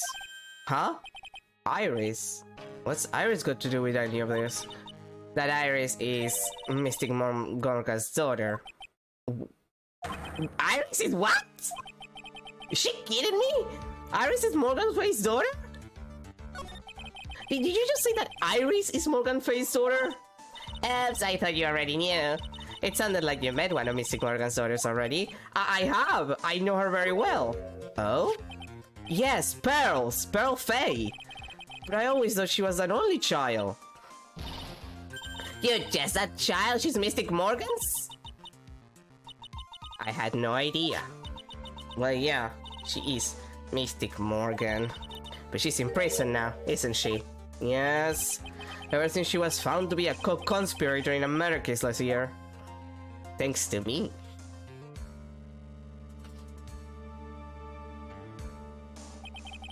It was all done to set Pearls up as the next master.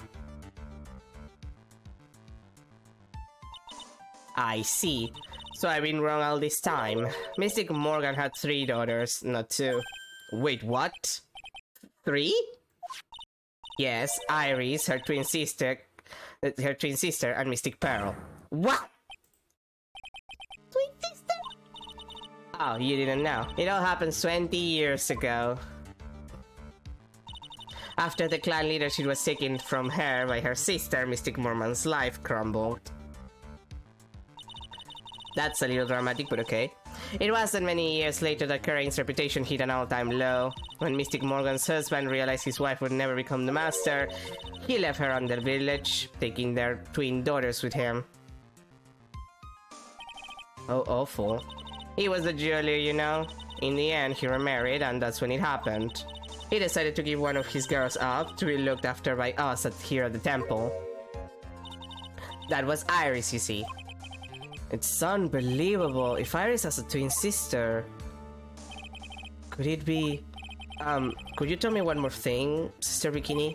What was the name of Iris' sister? I'm sorry, Mr. Wright. I just can't remember. All I can recall is that her father was a jeweler. Well, that's a clue, I guess. A jeweler. Thank you very much. You helped clear up a lot of details. Pearls had two older sisters, huh? Yes, that's right.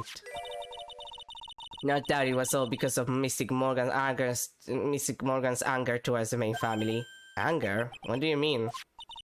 Her twin daughters were taken from her by her jeweler husband, but even that couldn't destroy her dream that a child of hers would one day lead the clan. That's why she had pearls? It seems that the incident here was a result of Mystic Morgan's anger. It was able to break free of the bars that confine her. So Iris has a twin sister.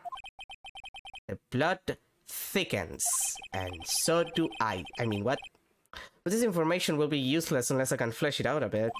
I need to ask more questions and get more info. Can I present anything to Bikini? Maybe later. I don't know that I'm supposed to be finding Gumshoe somewhere. February 9 has a Guru Temple, courtyard. Sounds like someone's happy. What tune is that they're humming?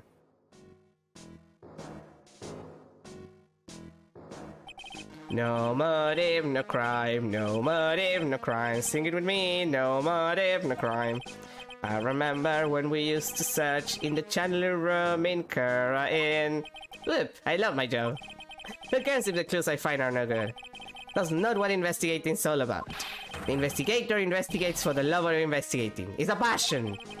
Good cases we have, good cases we've lost along the way. We had never guessed that Gumshoe was into reggae. Every case is gonna be airtight. Every case is gonna be airtight. Hey, pal! Huh? Oh, who? Me? How long have you been there? I just got here. Oh, okay. So, what are you up to, detective? I'm investigating, pal. I made a promise to Mr. Edward. I promised I would find the real murder weapon. The real murder weapon. That barbed sword thing turned out to be a false lead, right? I'm giving it my best shot here, but I still haven't turned up any clues. I just found out these weird scraps of paper. It looks like a letter or something. It doesn't seem to have anything to do with the case, though. A letter? So, how's the investigation going, Detective Gumshoe? I don't know if I should be telling you, pal, but I guess it can't hurt. Looks like the murder took place in the inner temple garden. And they're taking that bloody writing on the lantern pretty seriously back at HQ. What? You mean... I don't have the details, pal. All I know is, if you don't find Maya down in that sacred cavern, we're gonna be faced with one ugly situation. I don't like the sound of that. What kind of ugly situation are we looking at here? You got me. I don't know. They're not my words, pal. Oh, that's worse. Then who said it? Mr. Goddard. Goddard? What did he mean by that? About that letter you found. Don't remind me, pal. I'm busting my gut here trying to find a murder weapon. And all I find is some burnable letter. Let's see, be careful. Once night should be there. As soon as you hear or out bell, you must channel her spirit, leave everything up to her. Oh. I'm going to assume that's what was burned in the incinerator. A burnable letter? Yeah, it was in the incinerator right outside the inner temple. The incinerator? I knew it. I knew it was. I wasn't imagining it. There was no incinerator when I first saw it. But after the incident, the snow melted away. Which means someone used the incinerator on the night of the murder. What's up with you, pal? I got it right here if you wanna take a look. Can I? Do you mind? Sure, go nuts. I don't want it, pal. You can have it. It's all spirit mediums and masters and stuff. I bet it's got no relation to the case. He's an idiot. Spirit mediums? It's got to be important if it mentions spirit mediums and masters. I'd better give it a good looking over and some serious thought. Make sure you chuck it in the trash when you're done. Littering's a crime, pal. So what do you know about the real murder weapon so far? Well, it wasn't the shitty shit though that was found in pile in the victim's body. Mr. Edward proved that in court today. Yes, that's true. In which case, it must have been another blade. And that's what you're running around like a headless chicken looking for now, huh? Yeah, and man, is it tiring work. But let me tell you something, pal. I'm no chicken. We got the feather of forensics in our cap these days. We're using the department's secret weapon of this. Secret weapon? Actually, let me open the core record. Yeah, once night falls, there should be there. As soon as you hear the lights of bell, you must channel her spirit, leave everything up to her. Her name is Chisor, the whole. Here's a picture of her. Use it when you channel her. I know you can do it. Once it's bundled, also make sure. Tell about this letter. Gravely roast the master in the fires of Hades and bring our vengeance to fruition. 100% sure that's just Morgan. Was a secret weapon of yours? Which, like, I complained that they didn't follow up on the whole Morgan thing in the other, by the end, which I guess they did with this. But, like, they could have done more with it, I feel. Like, yeah, Morgan tries to get her revenge again at this point and this juncture, but they never do anything with Christoph. And I don't know, I know they're both in solitary confinement. It would be funny if Morgan and Christoph like team up together to make everyone's life miserable. You wanna know? You gotta think scientifically, okay? Alright. The murder weapon was a sword. Swords are, scientifically speaking, made of metal, right? Any questions so far? No, I know what he's gonna say, but I'll let him look smart.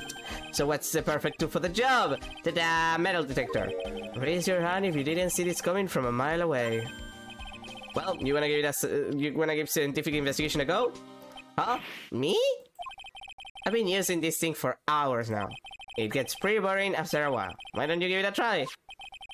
I don't know. Should I help Detective Gumshoe out or not? Yes, play forensic expert. Come on, pal, it's good fun, I'm telling you. Alright then, I guess I'll give it a go.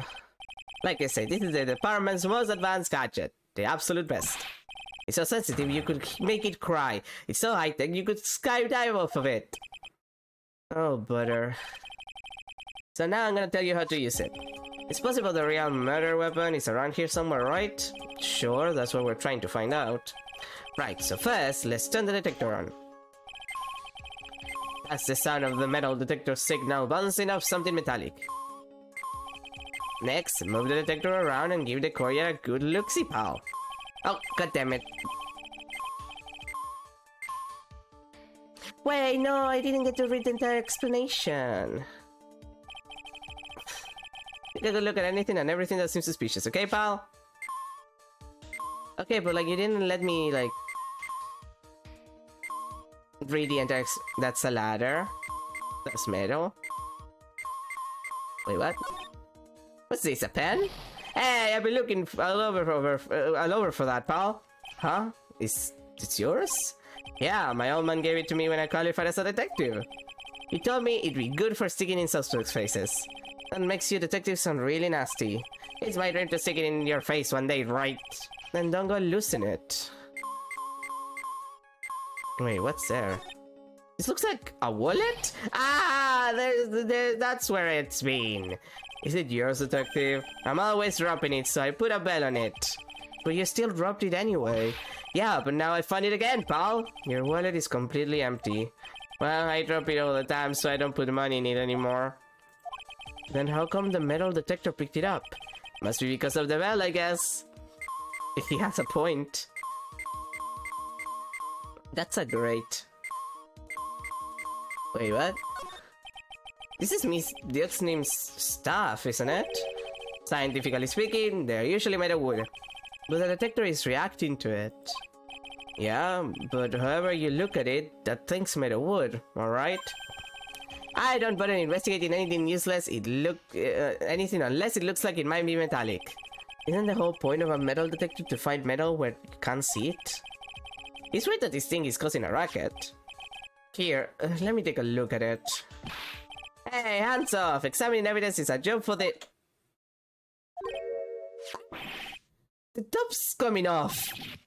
What you've done? You've damaged a really important piece of evidence! Ah!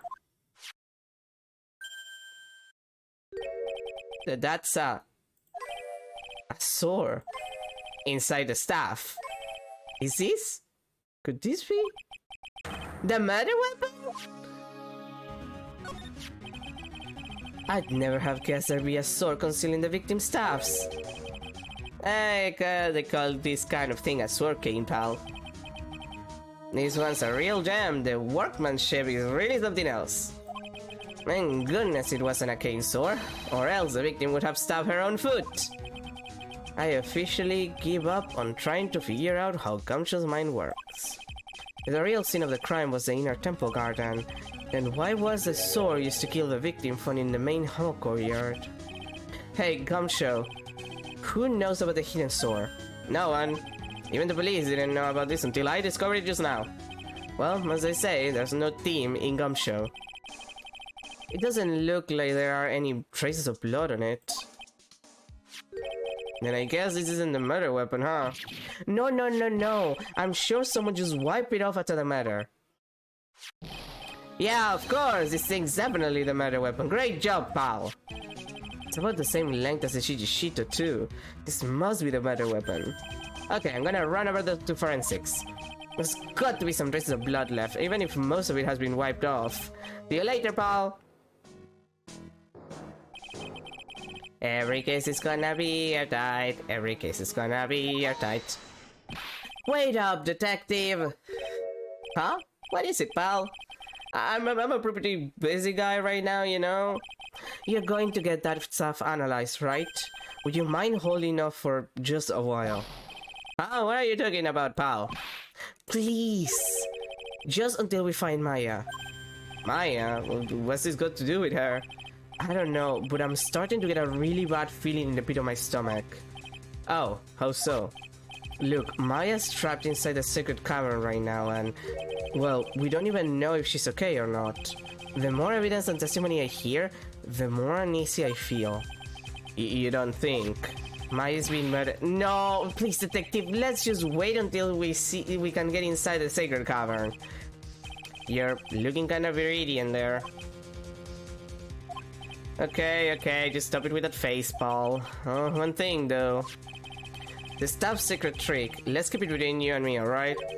If it gets out that we knew about it and didn't say anything, we're finished. I understand. This is just a regular run-of-the-mill stuff, you got it? Okay, now you take good care of it, pal. Thank you, detective. Don't worry, she'll be fine. Come show. You know, there's a place at the base of this mountain that has some really good pasta. How about I take you there when you find Maya, huh, pal? Sure. Thanks. I can't help but wonder, though, what was Elise Dioxanim doing with a staff like this in the first place?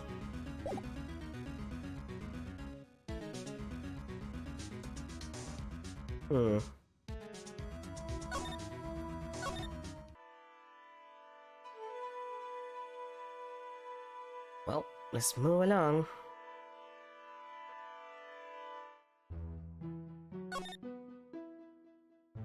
Well, actually... yeah, no, I spoke with you about everything.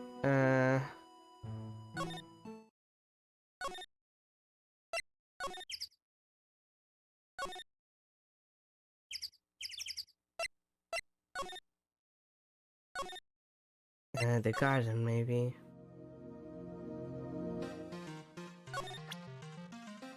Oh, hi, Shen. Oh, wait, no, profiles. Hey, Edward. Hello, good musicals? Same. Did you know that Iris had a twin sister? What? A twin? You can't be serious. Sister Bikini told me, but the problem is she didn't know the name of this twin. There was nothing about Iris having a sister in the files I checked. Well, Iris was taken in by the temple when she was really young. Apparently her sister was raised by her father, a jeweler, I think. A jeweler. Right, I just might know who this twin sister of hers is. I mean, that tends to happen if you're a fan of the more theatrical arts. I had a feeling you'd say that. Let me guess. Her name is Dahlia Houghton, right? Yes, exactly. Please tell me what you know about her, Edward. Please. It was my first court case, 6 years ago. I was a greenhorn, and due to my inexperience, the defendant died. You're talking about Terry Falls, right? You know about that case. I mean, I guess you could say melodramatic, but life is melodramatic if you think about it. You're not the only one who noticed something about Iris and Dahlia Houghton. I checked one of Mia's old files from 6 years ago. Yes, Dahlia was a key witness in that case. Dahlia and Terry Falls conspired together to stage a fake kidnapping 11 years ago. Boop. They stole a jewel worth $2 million from Dahlia's father, a jeweler.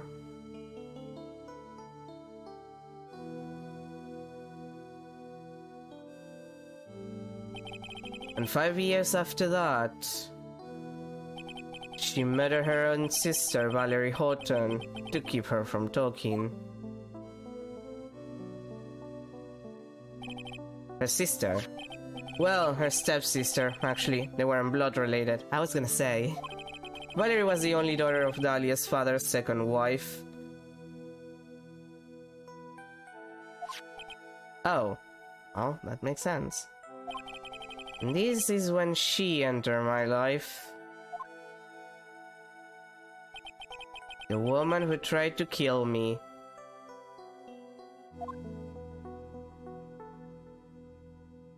My composition is clearly different. So after Terry Falls died, what happened to Dahlia? You check that out? Does it really matter? Like I said, Dahlia isn't connected with this case. Why are you so sure about that? It's simple. Dahlia Houghton is dead. What? Well, her metabolic processes are a matter of interest only to historians, so to speak. What do you mean by Dahlia Houghton is dead, Edward? Right, I must confess that in reading her file, I came to know of the murder case you were involved in during your college years. Oh yeah, about that, it was pretty traumatic. Do you still want to date me though? Dahlia Houghton was found guilty, thanks to the persistence of Mia Fey.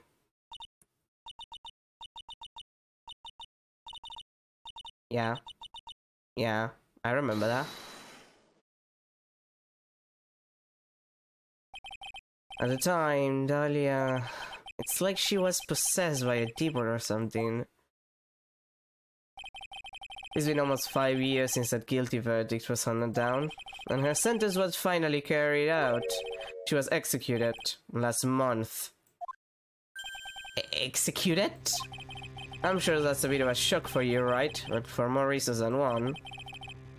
But do you know, but do you understand now? She can't possibly be connected with this case. She's dead, and once someone's dead, there is no way to revive them. Edward, I remind you that this is a universe with spirit mediums that channel people into their bodies, and it works.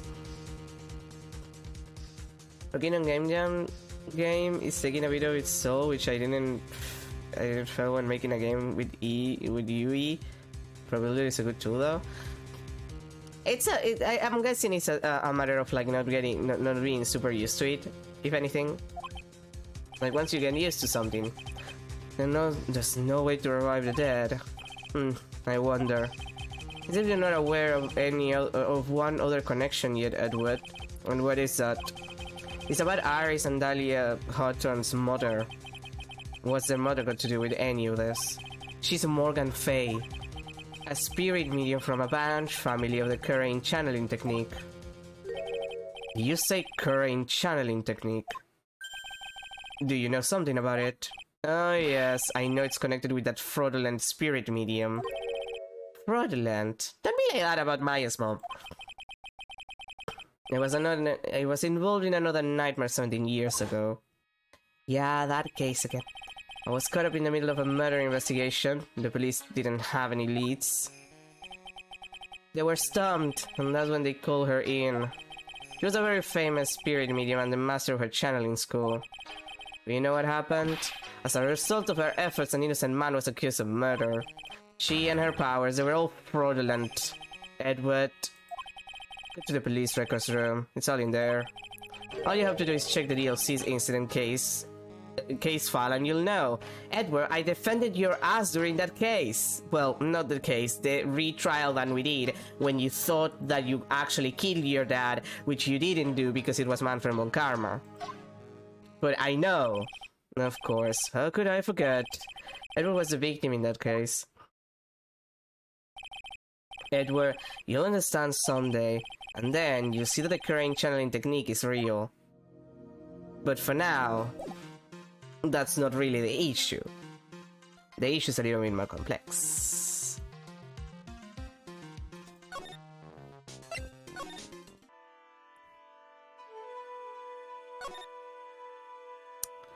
Well, I guess I have enough for the Magatama to work.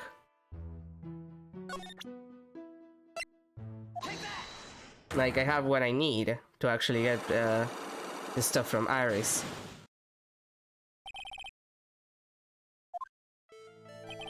I think it's time you told the truth about what you were doing on that night.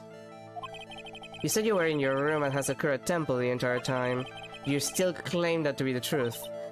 Yes. That's where I was. Iris, I believe you're innocent. That's why I want to believe what you're telling me. Too, you know, in general. But I can't. Because this person saw you somewhere else on the night of the murder. Sister Bikini.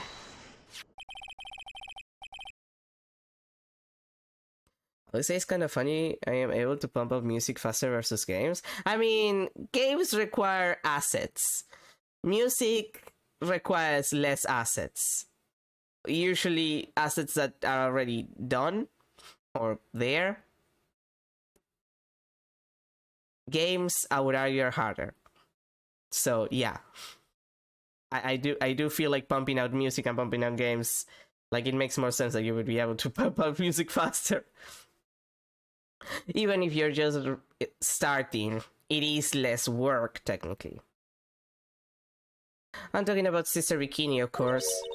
Sister Bikini. Her testimony in court today was very clear. That night I was helping an acolyte with her training in the inner temple, but, well, as you can see, my back likes to act out violently. So I left Iris to help the acolyte and returned to Hazakura Temple. Oh my gosh. Sister Bikini didn't just see you, she spoke with you. You two talked about Maya's training that night.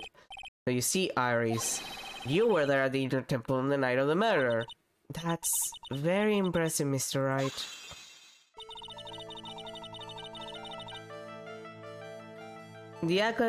Oh, it's you. The acolyte's actual training was to start after 10 o'clock that night. I left the main hall early so I wouldn't be late. What time was that? Let me see. It takes about 20 minutes to walk between the main hall and the inner temple, so I would have left at about 9:40 p.m. I think. I'm sorry, Iris, but lying just doesn't suit you. Huh? Now you say you left the main hall at 9:40 p.m., but what you say doesn't add up with this.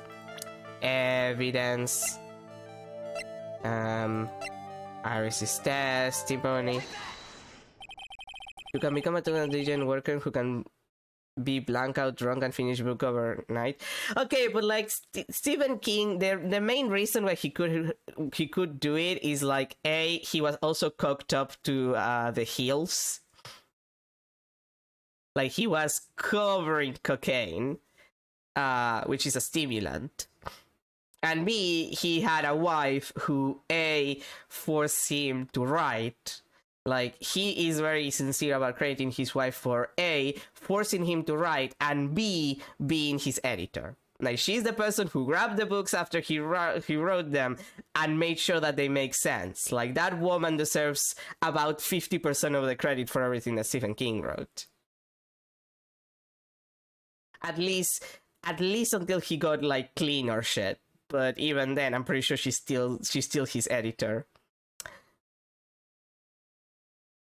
Not his editor in the sense of like the editor from the publisher, but she does check his work. Like she edits his work to make it make sense.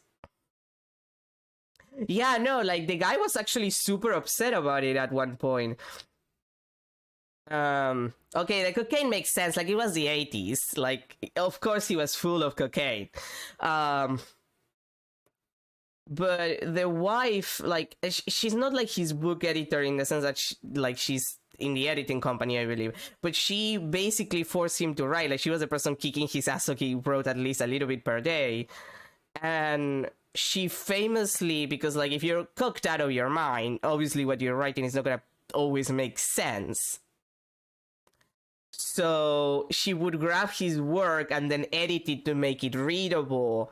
And that would be sent to an actual editor in the company. I believe that was the situation. I don't think she was like the editor, like the editor in charge from like a publisher. But she was the person editing his work, so it made sense for an actual editor. So Stephen King actually got upset about it at one point. Like, I remember him talking about the fact that they went together to I don't remember what exactly. And she was presented as Stephen King's wife. And he, like, blew off on that shit. Because it's like, what do you mean, my wife? She has a name. Like, the dude was sincerely upset about it. Because this woman is half of the reason why he's, like... probably like he has published the amount of books he has, because otherwise, like, if he had not had that, he probably wouldn't have like finished anything, less something readable. So he was super upset. She actually has her own career. I don't remember if she's a writer, but she has her own career. So he was absolutely like livid about it. It's like the lack of respect for my wife.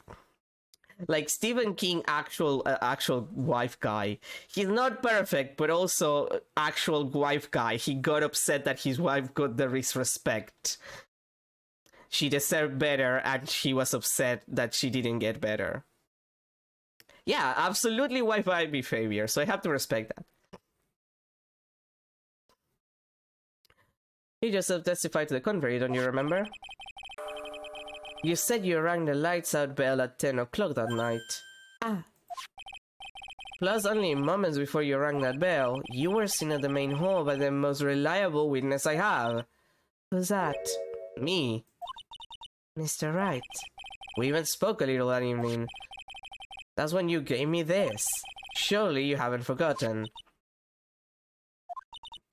No, that's right. I remember. Oh, you're welcome. I remember reading that anecdote like years ago, but it was pretty famous at the time. And that brings us to another puzzling fact, Iris. At 10 o'clock on the night of the murder, you were seen in 2 different places at the same time. For some reason. It's time you told me exactly what's been going on, Iris. So far, I managed to prove 2 things. First, on the night of the incident, you were at the inner temple. And second, at the exact same time, you were ringing the bell at Hasakura temple. Was that it was love all along?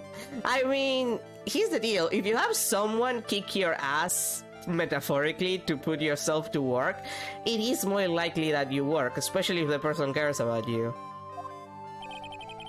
There's only one possible explanation for this apparent impossibility.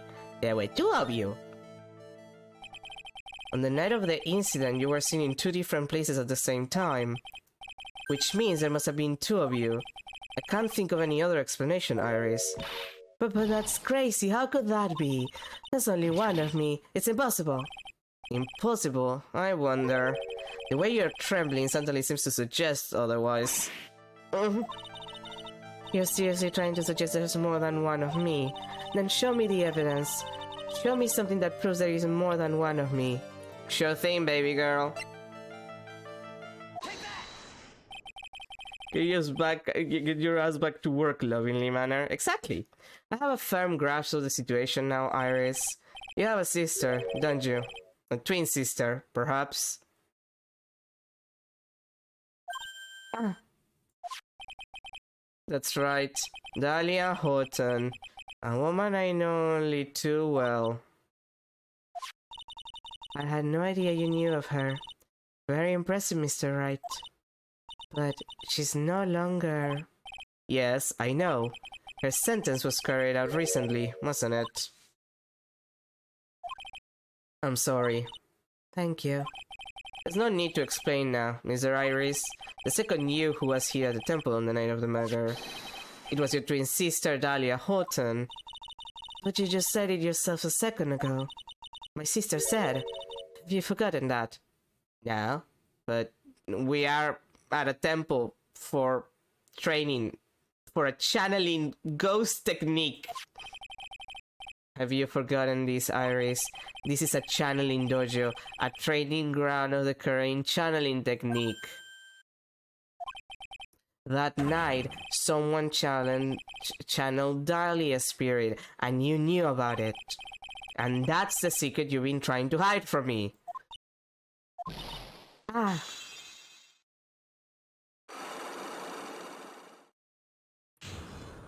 Sucks to be you. I was in my room in the main hall that night. As soon as I heard that I'd been spotted at the inner temple, I knew. I knew it was my sister. Dahlia, the other half of me who passed away last month. Just as I suspected. The Iris that Sister Bikini saw at the inner temple on the night of the murder. It was Dahlia Houghton. Why didn't you tell me this before? Because my sister always does the right thing. Excuse me? And because I mustn't get in the way of what she's trying to do. I already betrayed her once before. I can't do it again. You betrayed her? What do you mean? That's why I have to accept I may be found guilty. It's the only way. What is she talking about?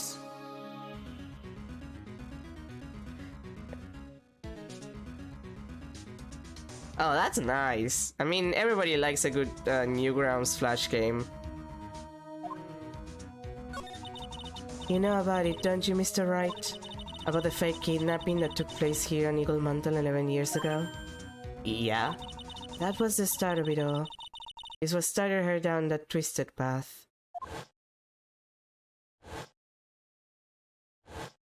Yeah, I remember that. And that. She started to commit crime after crime, and in the end, she lost her life. It's all because I betrayed her. How did you betray her, Iris? It was no coincidence that Eagle Mountain is where the exchange was to take place.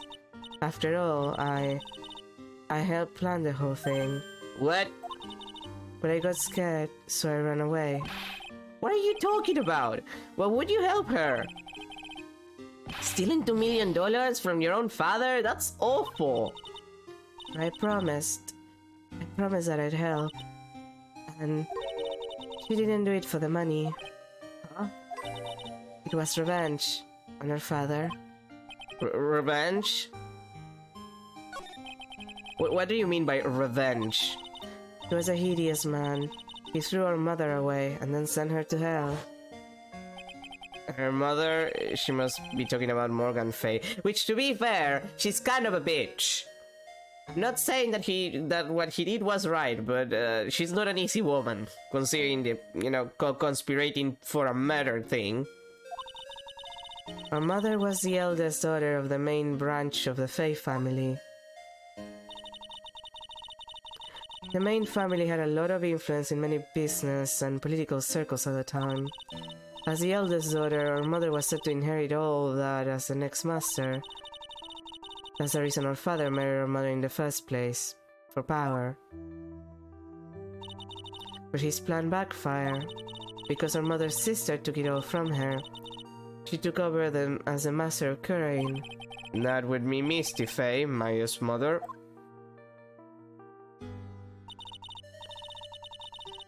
Oh yeah, the Balatro thing. Honestly, I'm glad that Balatro won. I'm still salty about the Game Awards not including fucking Tsukihime's the Tsukihime remake first half on the list of games. They put an expansion, which is not technically allowed, but because they put Shadow of the Earth 3, but they didn't put Tsukihime. And it's like, we get it, you hate visual novels, we know you hate visual novels, but also fuck you. Just go fuck yourself. But before long, the credibility of the Kurain tradition hit rock bottom. The new master, Mystic Misty Fay, made a terrible mistake. Yeah? It was during the investigation of the DL6 incident. After that happened, our father took me and my twin sister away, leaving our mother and our home behind. He hated the place. He said it was a hick dive, and that he had no reason to stay there.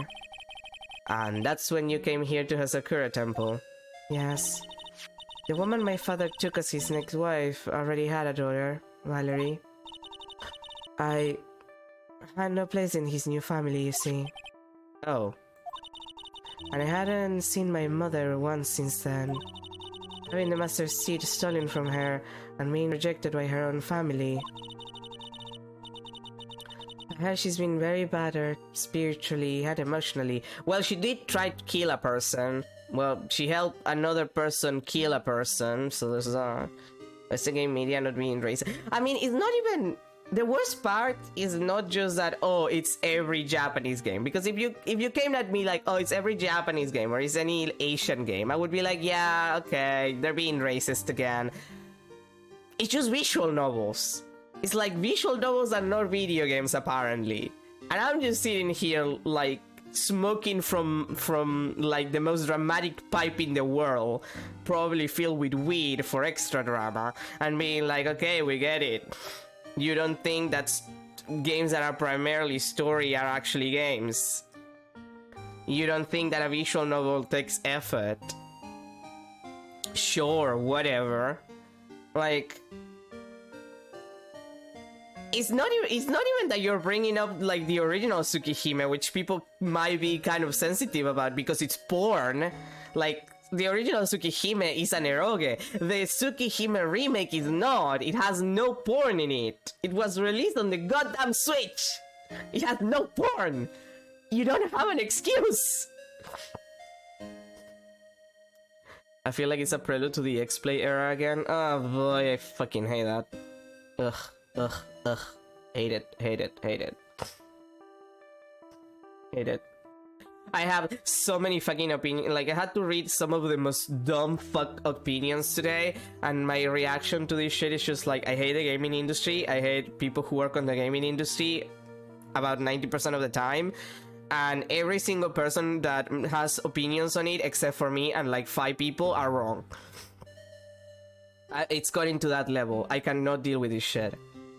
Doubly so if the person is like, oh, we shouldn't baby fight companies, we shouldn't, like, you know, baby fight companies because fuck capitalism, and then 2 seconds later it's like, oh, but the CEO of this company is fine, and I'm just like, no, what are you doing? No.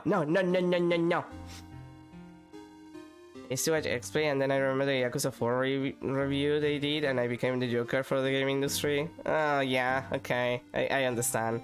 I can imagine the kind, like, I don't know which kind of review they did, but I can imagine, considering the, it wasn't until Yakuza 0 that the industry kind of liked the Yakuza.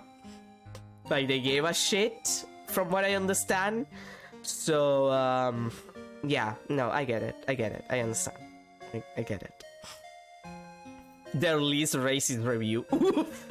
Oof. But yeah, no, fuck the game industry and fuck anyone who defends anyone in the game industry except for like maybe 5 people. Like, I will not tolerate people talking shit about Supergiant, for example, but I will tolerate people talking shit about everyone else. I think I'm finally beginning to see how the pieces fit together. I have asked her everything I can in my capacity as a prosecutor. This incident, everything related to it goes back to the history of the Fae clan. That's what it looks like. Iris, there's just one more thing I want you to tell me. What is it? During the incident in which your sister Dahlia Houghton poisoned the lawyer, she began a relationship with a certain college student in order to hide the evidence.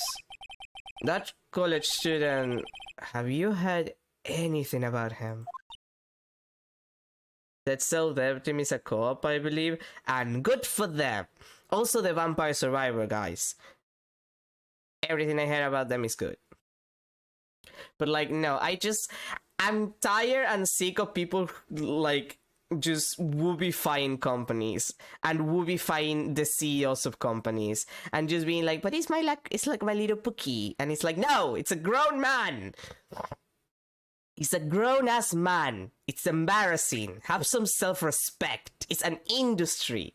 Like, I'm not saying you cannot have fun with it as a creator or as a consumer, but for the love of God, do not come at me with like unprofessional bullshit and then act like that is the right thing to do for any developer ever, especially one that's been like settled down on their production for a while. And yes, it is because I'm angry at the stupid Project Moon stream. I am upset at it. I hate it. Every time they stream, I hate it. Every time that I have to listen about what Kim Ji-hoo has to say, I hate it. Love the games. Absolutely detest everyone involved in that production. Well, mostly just Kim Ji-hoon. I just hate the company.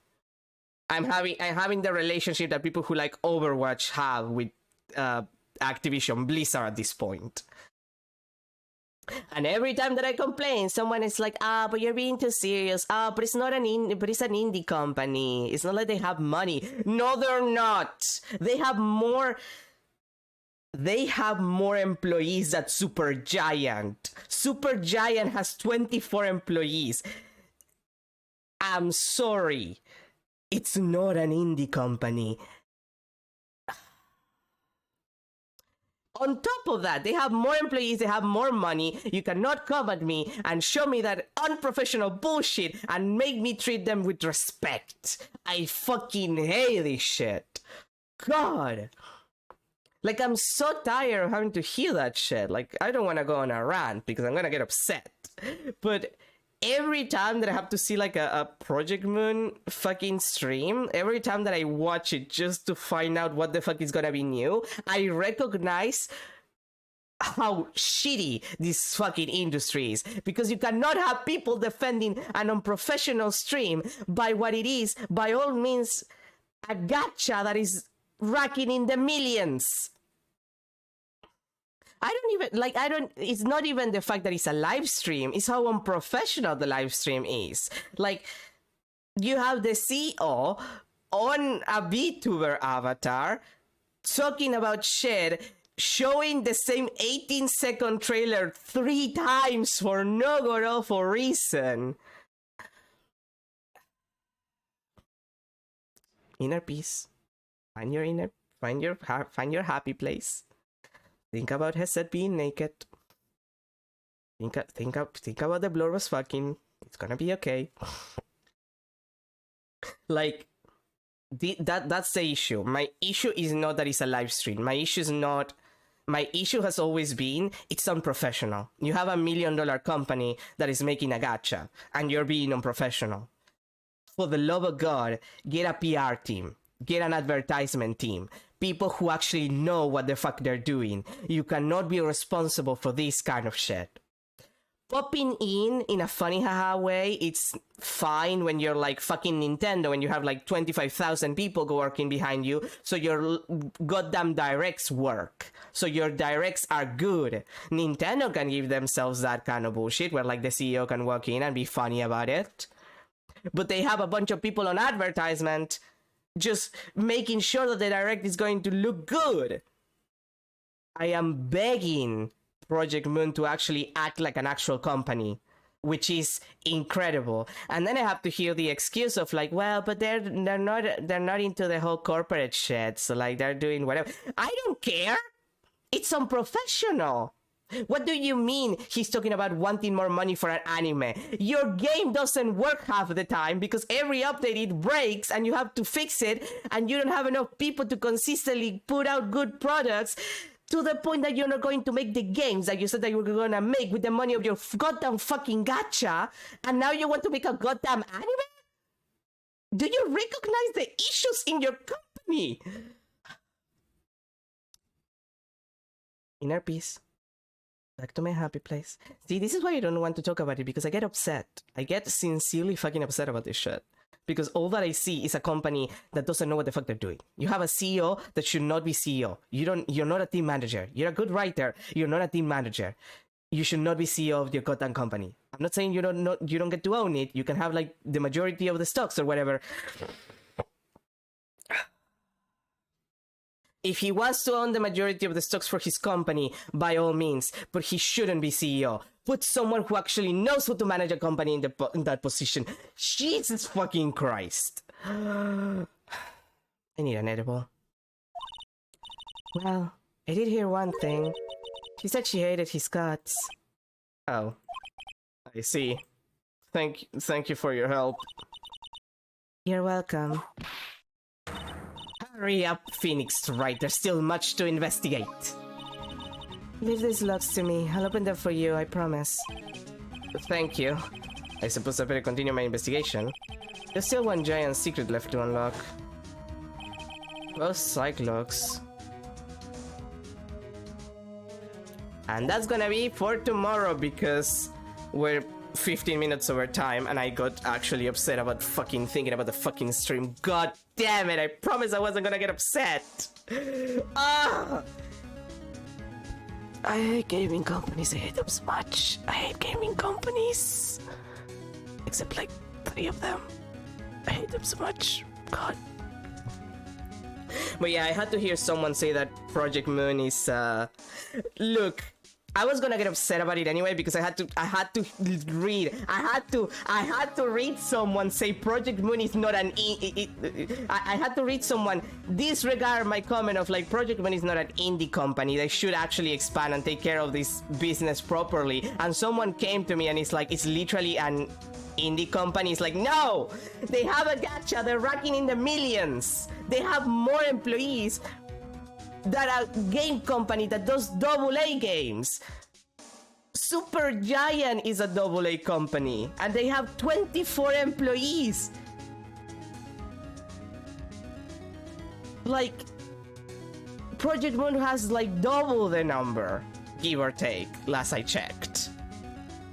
Not counting the employees for Ham Ham Pam Pang. They have like 45 employees, so yeah, they have like almost double the amount. So like, no, I'm sorry. Your darling video game company is not an indie. You can argue whether or not that is not a AAA, because it's not. But it's a gacha company that racks in millions. Like, it's making enough money to rack in the millions at the end of the year. Ergo, it's not an indie. Like, I'm sorry. Stop treating them like an indie company. That's not what they are. I can definitely feel that the amount of employees, but also the probably means the work environment is... They're making a gacha. Of course the work environment is hectic. Like, the worst part is then I got accused of not complaining about the more important stuff, and it's like, I've been complaining about Project Moon since Ruina's production. Like, I was there for Ruina's early access. I bought the game in early access. I remember complaining about the game being done with crunch. I remember I was there before those bitches were there complaining about the game being done on crunch standards. Like, it was crunched the fuck out because we got updates every goddamn fucking Friday. I was complaining about the shit that Project Moon was doing wrong since before you people walked in and played Lobotomy Corp. I don't need to be argued about this. I've been complaining about every single thing they did wrong.